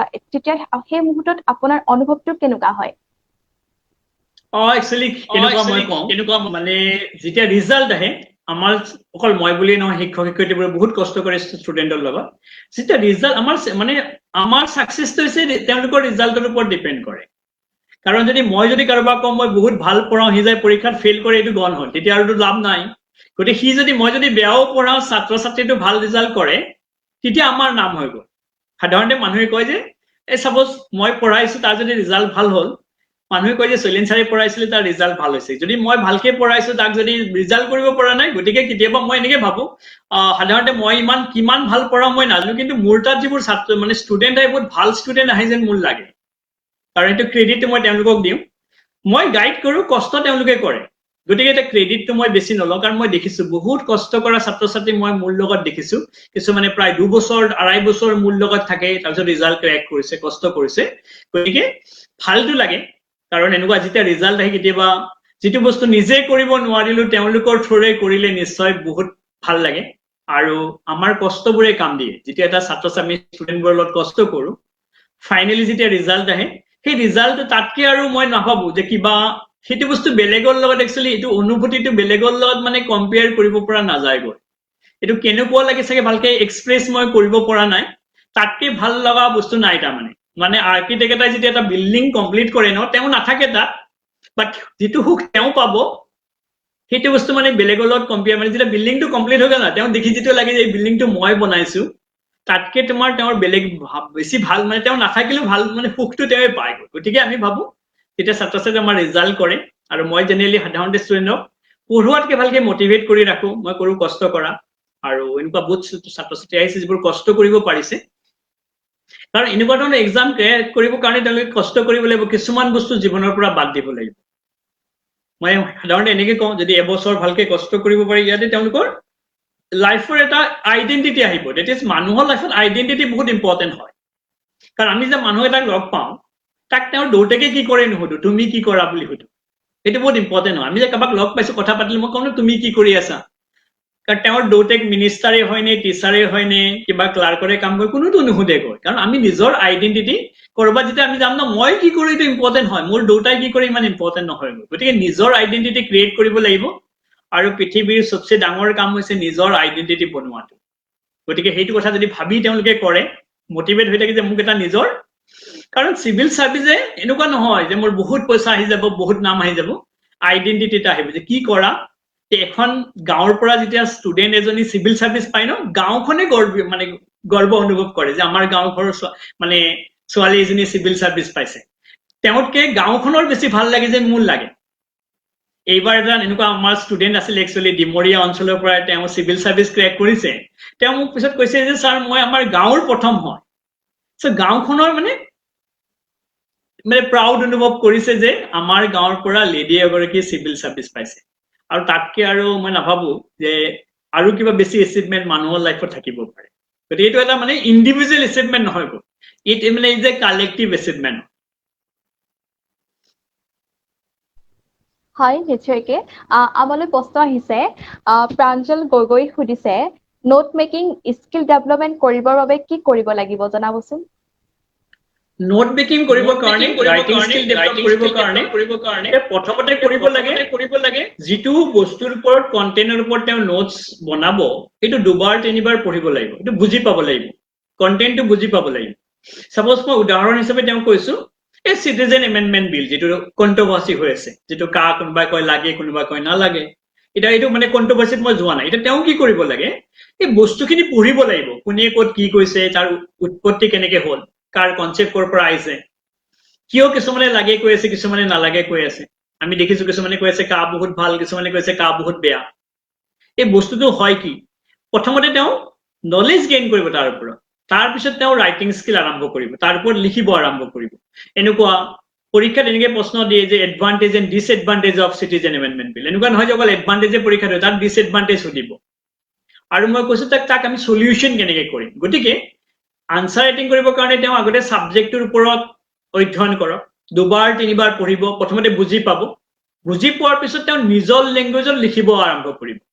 কৰি যদি পাৰে অলপ জনা কোনোবা মানুহক দেখাব পাৰিলে ভাল, যদি অলপ কাৰেকশ্যন কৰিব পৰা যায় এইটো বস্তু এনেকে লিখিব লাগিছিলে।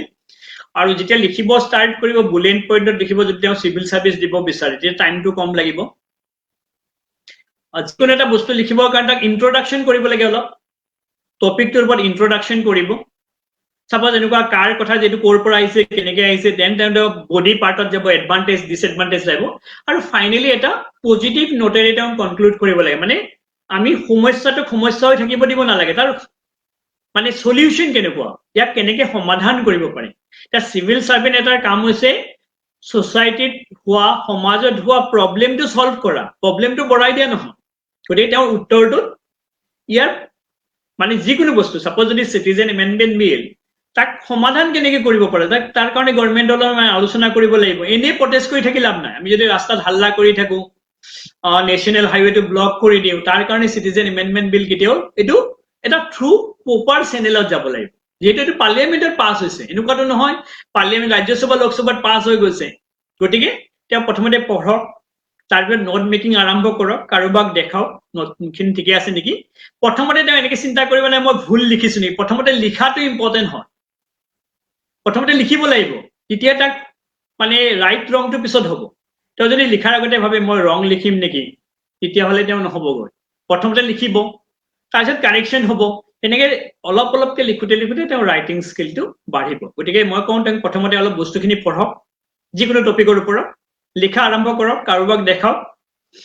একদম যদি দেখাব নাথাকে নিজে অলপ চাওক যে ক'ত মই বস্তুটো আৰু ভাল কৰিব পাৰিলো হয় নেকি, আৰু লিখক। লিখাটো প্ৰায় এভৰিডে কৰিব পাৰিলে ভাল। যদি অলপ হাফ এন আৱাৰৰ কাৰণে ৰাইটিং স্কিলটো সদায় কৰে। লগতে মই আৰু এটা বস্তু এতিয়া কৈছো, শিক্ষক হিচাপে তেওঁলোকে যে লেপটপ আৰু কম্পিউটাৰত নিলিখে, পেজত লিখিব লাগিব। কাৰণ আমি পৰীক্ষাত লেপটপ আৰু কম্পিউটাৰত আমি যে লিখি থাকো, আমাৰ স্পীডটো কমি যায়। গতিকে তেওঁলোকে, মই কম এইটো মই মোৰ উদাহৰণৰ পৰা কৈছো, মই যেতিয়া পেজত লিখিছিলো কলেজলৈ, মই বহুত ফাষ্ট লিখিছিলো। এতিয়া কিন্তু যোৱা 10-15 বছৰ মই দিন ৰাত লেপটপ কম্পিউটাৰত লিখি থাকো। গতিকে লিখিবৰ কাৰণে এতিয়া অলপ স্পীডটো কমিছে। তেওঁলোকে পেজত লিখক, যিকোনো বস্তু এটা ৱৰ্ডটো কাউণ্ট কৰি লিখিব পাৰিলে হয়। মই যে 300 শব্দৰ ভিতৰত লিখিম, তাত যেন 310ৰ ভিতৰত ৰৈ যায়। গতিকে ৰাইটিং স্কিলটো ডে ওৱানতে ইম্প্ৰুভ নহ'ব, অলপ অলপকে কৰিব লাগিব। হয়, নিশ্চয়কে। আমালৈ আৰু এটা প্ৰশ্ন আহিছে। সুস্মিতা বৰাই সুধিছে, আজিকালি দেখা গৈছে বহুতো ছাত্ৰ ছাত্ৰীয়ে কোচিং লৈ UPSC APSC কাৰণে প্ৰস্তুতি চলাই আছে। কোচিং নোলোৱাকে প্ৰস্তুতি চলোৱাটো টান হ'ব নেকি ছাৰ, ক'বচোন। সুস্মিতাক মই কৈছো, এইটো উত্তৰটো আমি আগতে যাওঁতে দিলোই। আমাৰ যদি গোটেই তেওঁ দেখিছে মানে আমাৰ কথাখিনি তেওঁ গম পাব যে এনেকুৱা নহয়, মই নকওঁ যে কোচিং ললে তেওঁ এক্সাম ক্ৰেক হ'ব। কাৰণ মইতো কওঁ যে যোৱা বহুত বছৰ মই কোচিঙৰ লগত ৰিলেটেড। কিন্তু মই নিজেও ভাবো যে অকল কোচিং ললে এনেকুৱা নহয় যে ৰিজাল্ট ক্ৰেক হ'ব, কোচিং নললে নহ'ব। বহুতো গাঁৱৰ অঞ্চলৰ ল'ৰা ছোৱালী নিজে পঢ়িও ক্ৰেক কৰিছে। খালি তাৰ কাৰণে তেওঁক এজন গাইড এজন লাগে, কিন্তু তেওঁক এজন গাইড এজনৰ দৰকাৰ হয়, যোনে তেওঁক দেখাব পাৰে যে এইটো ৱেইট কৰা। যদি অকল মানে তেওঁ নজনাকে পঢ়ি থাকে, কি পঢ়িব লাগিব কি নপঢ়িব লাগিব একো গম নাপায়, অকল পঢ়িয়ে আছে, তেতিয়াহ'লে নহ'বগৈ। গতিকে মই সুস্মিতাক কম যে তেওঁ যেন নিজে, এনেকুৱা নহয় যে নহ'ব, নিজে পাৰিব। যদি তেওঁ চেষ্টা কৰি নোৱাৰাৰ কোনো প্ৰশ্ন নুঠে, প্ৰপাৰ ৱেত এটা প্ৰিপাৰেশ্যন কৰক। আজিকালি বহুত ইউটিউবৰ ভিডিঅ' চিডিঅ' থাকে, ইউটিউবৰ আমাৰো বহুত এনেকুৱা মোৰো কিবা ভিডিঅ' চিডিঅ' আছে, তেওঁ এইবোৰ চাব, সেইবোৰে তেওঁক মটিভেট কৰিব। মেটেৰিয়েল এভেইলেবল হয়, মেটেৰিয়েলখিনি ল'ব, ৰাইটিং স্কিলবোৰ অলপ ডেভেলপ কৰক, আৰু নিজৰ ওপৰত বিলিভ ৰাখক যে মই এনেকুৱা নহয় যে বেলেগে কোচিং লৈছে মই লোৱা নাই কাৰণে মই বেয়া হয় বুলি। তেওঁ আৰম্ভ কৰক। খালি মই ভাবো যোনে কোচিং কৰিছে আৰু কোনে কোচিং কৰোঁতে অলপ কষ্ট বেছি কৰিব লাগিব। কাৰণ কোচিঙত অলপ ৰেডিমেড মেটেৰিয়েল আমি ষ্টুডেণ্টক বনাই দিওঁ, তেওঁ চাগে এই মেটেৰিয়েলখিনি নাপাবগৈ। গতিকে তেওঁ অলপ কষ্ট বেছি কৰিব লাগিব। তাৰ মানে কিন্তু মই এইটো বুজোৱা নাই যে কোচিঙত আহিলে ৰিজাল্ট হ'ব। ৰিজাল্ট ঘৰত থাকিলে হ'ব, যদি প্ৰপাৰ ৱেত পঢ়িব পাৰে, অলপ কষ্ট কৰিব পাৰে, আৰু নিজকে বেলেগতকে মানে এনেকে নাভাবিব যে ই কোচিং কৰিছে কাৰণে বহুত ভাল হয়। নিজকে মটিভেট কৰি ৰাখিব যে ময়ো বেলেগতকে ভাল হয় বুলি কষ্ট কৰিব লাগিব। হয়, এইখিনিতে আৰু এটা কথা মই সুধিব বিচাৰিছো। এতিয়াও এনেকুৱা থাকে যে কৰবাত একাংশ ছাত্ৰ ছাত্ৰীৰ মনত পুহি ৰাখে যে মই এবাৰ APSC দিম, মই এবাৰ APSC দিওঁ। কিন্তু এনেকুৱা হয় যে অৰ্থৰ অভাৱত কিংবা আপোনাৰ হ'ব জানো, কৰিব পাৰিম জানো, কি হ'ব, মোৰ দ্বাৰা এই নহ'ব, এনেকুৱা কিছুমান কুৱেশ্যন লৈ পেলাই এটা ভয় জাগ্ৰত হয় মনত। এই ক্ষেত্ৰত তেওঁলোকক আপুনি কিদৰে মটিভেট কৰিব বা মটিভেট হ'বলৈ কিদৰে মটিভেট হৈ থাকিব তেওঁলোক? এইটো বহুত চিম্পল হয়। মই এনেকৈ কৈছো, মই মানে এনেকে ভাবো তেওঁলোকে নিজক আমি নিজক মতে মটিভেট কৰিব লাগিব। এতিয়া মটিভেশ্যনটো এনেকুৱা, সাপোজ তেওঁলোকে ভাবিব নালাগে যে মই এইটো এক্সাম যদি দিওঁ পাছ নহওঁ কি হ'ব। একো নহয়, এটা পৰীক্ষা পাছ নহলে লাইফটো কেতিয়াও শেষ হৈ নাযায়। লাইফত সদায় মানুহৰ অপশ্যন থাকিব লাগে, যদি এটো নহয় গৈ বিত কি কৰিম। গতিকে তেওঁলোকে এনেকৈ ভাবিব নালাগে যদি মোৰ এইটো নহয় গৈ কি হ'ব, লাইফটো গৈ থাকিব, তাৰ নিশ্চয় বেলেগ অপশ্যন ওলাবগৈ। গতিকে তেওঁলোকে নাম্বাৰ 1 নিজকে মটিভেট কৰক, কষ্ট কৰক। আৰু পৰীক্ষা এটাৰ কাৰণে যেতিয়া প্ৰস্তুতি কৰিব, যদি এক্সামটো ক্ৰেক নহয়, মই ভাবো পজিটিভ হৈছে তেওঁৰ নলেজটো বাঢ়িব। আমাৰ এটা পৰীক্ষাৰ কাৰণে প্ৰিপাৰেশ্যন কৰোঁতে আমাৰ লাভ কি হ'ল, পৰীক্ষাত মেবি মই ফেইল কৰিলো, কিন্তু মোৰ নলেজৰ পৰিসীমা নিশ্চয় বাঢ়িব। এনেকুৱা নহয় যে এনেকুৱা নহয় যে মই এবাৰত দিলে ক্ৰেক হ'ব। কাৰোবাৰ মই দেখিছো কেতিয়াবা ভাগ্যও কথা আহে কম্পিটিটিভ এক্সামত, তেওঁলোকে নিজকে ভাবিব লাগে যে এইবছৰ নহ'ল নিশ্চয় অহা বছৰ হ'ব। কাৰোবাৰ মই দেখিছো 2বাৰ 3বাৰ টাইম লাগিছে, অলপ টাইম লাগে কেতিয়াবা। কিছুমানে এবাৰতে ওলাই যায়, কিছুমানে বহুত ভাল ষ্টুডেণ্ট মই দেখিছো, এনেকুৱা নহয় যে তেওঁ বেয়া আছিলে, বহুত ভাল আছিলে, কিবা কাৰণত নহ'লেগৈ। ইয়াত বহুত ফেক্টৰ থাকে, কিবা কাৰণত নহ'ব পাৰে। গতিকে তেওঁ নিজকে এনেকুৱা নহয় আৰু এইবছৰ মই ক্ৰেক কৰিব নোৱাৰিলে মই আৰু চিভিল চাৰ্ভিচে নিদিওঁ, সেইটো এটিটিউড লৈ পঢ়িলে নহ'ব। লগতে এনেকুৱা হয় কিছুমানে মোৰ লগৰটোৱে পাই গ'ল মই নাপালো, গতিকে মই আৰু নিদিওঁ আৰু, সেনেকে কৰিলে নহ'বগৈ। কাৰণ ইয়াতে সকলোৰে ডেষ্টিনি বেলেগ বেলেগ, ভাগ্য বেলেগ বেলেগ হয়। গতিকে তেওঁলোকে নিজক মটিভেট কৰি ৰাখক। যাৰ টাইম নাই বুলি যেন নাভাবে, কাৰণ মই দেখিছো চিভিল চাৰ্ভিচ টাইপত, মই UPSCৰ কথা কৈছো, মেক্সিমাম ৱৰ্কিং মানুহবোৰে পায়। মই সদায় পঢ়ো, কয় যে মই জবত আছিলো। এনেকুৱা নহয় যে মই ঘৰত বহি 24 ঘণ্টা পঢ়ি আছো মোৰ UPSC ক্ৰেক হ'ব। গতিকে তেওঁলোকে এক্সট্ৰা টাইমত কাম কৰক। যদি তেওঁলোকে জবৰ বাদে তেওঁ অফিচৰ পৰা আহি কৰক, ৰাতিপুৱা কৰক, ৰাতি কৰক, নিজক মটিভেট কৰি ৰাখক, এটা চিষ্টেমত কৰক, পাৰিলে কাৰোবাৰ অলপ সহায় লওক। আৰু নহ'ব বুলি যেন যোনদিনা তেওঁ ভাবিব মই নোৱাৰিম বুলি, পৃথিৱীৰ কোনো তেওঁক কৰাব নোৱাৰে। যেতিয়া এজন মানুহে ভাবে যে এইটো মই নোৱাৰিম, তেতিয়া আৰু সেইটো আৰু কোনো নোৱাৰে কেতিয়াও। কাৰণ এনেকুৱাও হৈছে মই দেখিছো, বহুত এনেকুৱা এক্সাম্পল আছে যে তেওঁ লেডি আৰু এখন ভৰি তেওঁৰ নোহোৱা হৈ গ'ল, তেওঁ আৰ্টিফিচিয়েল লেগ লগাই তেওঁ মাউণ্ট এভাৰেষ্টত উঠিছে। এতিয়া এনেকুৱা বহুত মানুহ আমাৰতো এনেকুৱা আছে, দুখন ভৰি ভাল হয়, আমিতো আৰু মাউণ্ট এভাৰেষ্টত উঠিব পৰা নাই। এইটো হৈছে ইচ্ছা শক্তি থাকিব লাগিব। তেওঁ যদি ভাবে নাই মই নোৱাৰো ক'ত পাৰিম, আমাৰ যেনে এনেকুৱা এটা ভাৱ আহে মই নোৱাৰো ক'ত পাৰিম, সেইটো ভাৱ যোনদিনা আহিব তেতিয়া মই ভাবো যে আৰু বেলেগে মটিভেট কৰিব নোৱাৰিব। কাৰণ আমাক সবচে বহুত ভাল বস্তু হৈছে আমি যিটো নিজে মটিভেট কৰো সেইটো সবচে ওপৰত থাকে, যে বেলেগে পাৰিছে মই কিয় নোৱাৰিম, দি চাওঁ, কষ্ট কৰি চাওঁ। আৰু এইটো বেছি আগতে কষ্ট কৰিব লাগে, ফলাফলৰ কথা বেছি চিন্তা কৰিব নালাগে। প্ৰথম দিনা যদি মই ভাবো নহ'লে কি হ'ব, এইটো এটা নিগেটিভ ষ্টাৰ্ট হৈছে। তেওঁক ষ্টাৰ্ট কৰিব লাগে। মই এনেকৈ কওঁ, এটা পৰীক্ষাত এপিয়াৰ হোৱাৰ পিছত তেওঁ যদি ফেইল কৰে, তেওঁৰ নলেজটো বাঢ়িলে, কিন্তু পঢ়াটোতো ক'তো গুচি নাযায়। যেতিয়া আমি এটা জ্ঞান লওঁ, জ্ঞানটো আমাৰ লগত থাকি যাব। গতিকে তেওঁ লাভটো হৈছে, পঢ়ি লছ হোৱা নাই, তেওঁৰ নলেজটো বাঢ়িব, ক'ৰবাত এপ্লাইটো হ'বগৈ। গতিকে তেওঁলোকে পজিটিভ মাইণ্ডছেটটো বহুত ইম্পৰ্টেণ্ট হয়। আৰু লগতে ডিপেণ্ড কৰে তেওঁ ফ্ৰেণ্ড চাৰ্কুল কিমান পজিটিভ হয়। কাৰণ ফ্ৰেণ্ড চাৰ্কুলে যদি কয় তই ক'ত পাবি আৰু নহ'বগৈ, ফ্ৰেণ্ড চাৰ্কুলে যেন মটিভেট কৰি থাকে। এনেকুৱা মানুহৰ লগত ফ্ৰেণ্ডশ্বিপ কৰিব লাগে যিটো লাইক মাইণ্ডেড হয়। যদি তোমাৰ ফ্ৰেণ্ডে কয় নাই লাভ নাই, পঢ়া শুনা কৰি লাভ নাই, ক'ত পাবি, তেতিয়াহ'লে অলপ প্ৰব্লেম হ'ব। গতিকে ফ্ৰেণ্ড চাৰ্কুলটো অলপ লাইক মাইণ্ডেড হ'ব লাগে, এটাক সহায় কৰিব লাগে। আৰু নিজৰ মটিভেশ্যনটো ইম্পৰ্টেণ্ট হয়। আৰু যদি নিজে মটিভেট হৈ থাকিব পৰা নাই, তেতিয়া আজিকালি মটিভেশ্যনেল ভিডিঅ'বোৰ আছে, আমি চাব পাৰোঁ, টেকনলজি আছে, আজিকালি বহুত মটিভেশ্যনেল ভিডিঅ' পায়, এইবোৰ চাব পাৰে। বহুতৰ এনেকুৱা ছাকচেছ ষ্টৰি আছে, ছাকচেছ ষ্টৰিবোৰ চাব পাৰে। যিটো অলপ আগতে তুমি মোক সুধিছিলা যে ফিনেন্সিয়েলি চাউণ্ড নহয়, দুখীয়া হয়, এনেকুৱা হৈছে চিভিল চাৰ্ভিচত লাষ্ট ইয়াৰ কুলি এজনে পাইছে, তেওঁ কুলিৰ কাম কৰে। তেওঁ কৈছে যে কুলিৰ কাম কৰে, তেওঁ তোমাৰ ষ্টাডি মেটেৰিয়েলবোৰ কাণত লগাই শুনি থাকে, তেওঁ পঢ়িব টাইম নাই, কাৰণ তেওঁ কুলিৰ কাম কৰিব লাগে। এনেকুৱা এটা মই উদাহৰণ দেখিছো যে পুলিচ কনিষ্টেবল আছিলে, তেওঁ অচিটোই গালি পাৰি থাকে কাৰণে খঙতে APS মানে UPSC দি তেওঁ এতিয়া মানে পুলিচ সাৰ্ভিস ক্ৰেক কৰিছে গতিকে এইবোৰ হৈছে মোটিভেশন হয় বেলেগৰ লগত যিবোৰে ভাল কৰিব পাৰিছে তাৰ লগত যদি মোটিভেশন লগত বহুত বস্তু আছে মানে শেষত মই কৈছো যে positive mindset is very important হয় পজিটিভ হৈ যেতিয়া থাকিব সব বস্তু পজিটিভ দেখিব যেতিয়া আমি নেগেটিভৰ ফালে যাম নেগেটিভ মাইন্ডসেট এটা লওঁ আমি বস্তুবোৰ নেগেটিভ দেখো গতিকে বেটাৰ আমি পজিটিভ হৈ থাকিম বেছি ৰিজাল্টৰ কথা চিন্তা মানে নহলে কি হ'ব চিন্তা কৰিব নালাগে নহলে কিবা হ'ব কিবা এটা ওয়ে ওলাব খালি নোহোৱা কথা চিন্তা কৰিব নালাগে হ'ব বুলি কৰিব লাগিব যদি আমি বেছি নহব বুলি ভাবো তেতিয়াহলে আমি নেগেটিভত গুচি যাম ইমান নহবগৈ ডিমোটিভেট হৈ যাম গতিকে মোটিভেট কৰি ৰখাটো বহুত জৰুৰী হয় হয় নিশ্চয়কৈ আমালৈ আৰু এটা কোৱেশ্চন আহিছে এতে সুধিছে দৃষ্টিৰপা বৰ্ডলৈ স্যাৰ বৰ্তমান হ'ব লগা অসমৰ পৰীক্ষা সমূহৰ বাবে কেনেকৈ প্ৰস্তুতি কৰিব লাগিব আসাম জিকেৰ বাবে কি কিতাপ ল'লে ভাল হ'ব এতিয়া পৰীক্ষাবোৰ এইটো ভাল প্ৰশ্ন এটা গভৰ্ণমেণ্টে কৈছে চাগে আমাৰ ছেপ্টেম্বৰ অক্টোবৰৰ পৰা গোটেই পৰীক্ষাবোৰ হ'ব আৰু মই আগতে কৈছো এই ভিডিঅ'টোত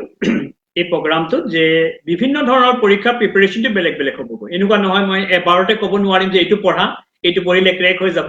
কাৰণ সাধাৰণতে আমি দেখো পৰীক্ষাবোৰত কি লাগে মেথছ ৰিজনিঙৰ পৰ্চন লাগে ইংলিছৰ পৰ্চন লাগে জেনেৰেল নলেজৰ পৰ্চন লাগে কাৰেণ্ট এফেয়াৰ্ছ আহে এইখিনি বস্তু ইংলিছৰ পৰ্চন লাগে এইখিনি তেওঁলোকে ডেভেলপ কৰিবৰ কাৰণে চেষ্টা কৰক লগতে তেওঁ যেটো কৈছে যে আসাম জিকেৰ কাৰণে কি হ'ব তেওঁ আসাম জিকেৰ কাৰণে বহুত আছে বুকস আছে তেওঁলোকে হিষ্ট্ৰী জিওগ্ৰাফিৰ কাৰণে বেলেগে পঢ়িব পাৰে যেনেকৈ আসাম হিষ্ট্ৰীৰ কাৰণে প্ৰিয়ম গোস্বামী বুলি বুক এটা আছে আসাম জিওগ্ৰাফিৰ কাৰণে তাহিৰ আহমেদ বুলি কিতাপ এটা আছে জেনেৰেল নলেজৰ কাৰণে আমি অলপতে কৈ আছো যদিও মোৰ বুক মই কওঁ কিতাপখন ভাল হৈছে মেগ্ৰহিলৰ কিতাপখন তেওঁ আসাম জিকেখন তেওঁ পঢ়িব পাৰে লগতে তেওঁ নিউজ পেপাৰ নিয়মিতভাৱে পঢ়াওক এখন নিউজ পেপাৰ লাগে আসাম ট্ৰিবিউনে হওক বা বেলেগ পেপাৰে হওক প্ৰায় এভৰিডে তেওঁ এখন নিউজ পেপাৰ পঢ়িব লাগে হয় আমাৰ শেষৰটো কোৱেশ্চন আপোনাৰ ইনষ্টিটিউটত অনলাইন আৰু অফলাইনৰ ব্যৱস্থা আছে আৰু আগন্তুক পৰীক্ষাৰ বাবে ছাত্ৰ ছাত্ৰীসকলক কিদৰে প্ৰস্তুত কৰাই থকা হৈছে আৰু কি বিষয় অন্তৰ্ভুক্ত কৰা হৈছে আৰু বৰ্তমান কেইজন শিক্ষক অন্তৰ্ভুক্ত আছে আমাৰ একচুয়ালি তোমাৰ চেণ্টাৰত আমাৰ চেণ্টাৰত এতিয়া আমি বেসিক্যালি মই এটাকে প্ৰিপাৰেচন কৰাম মেইনছ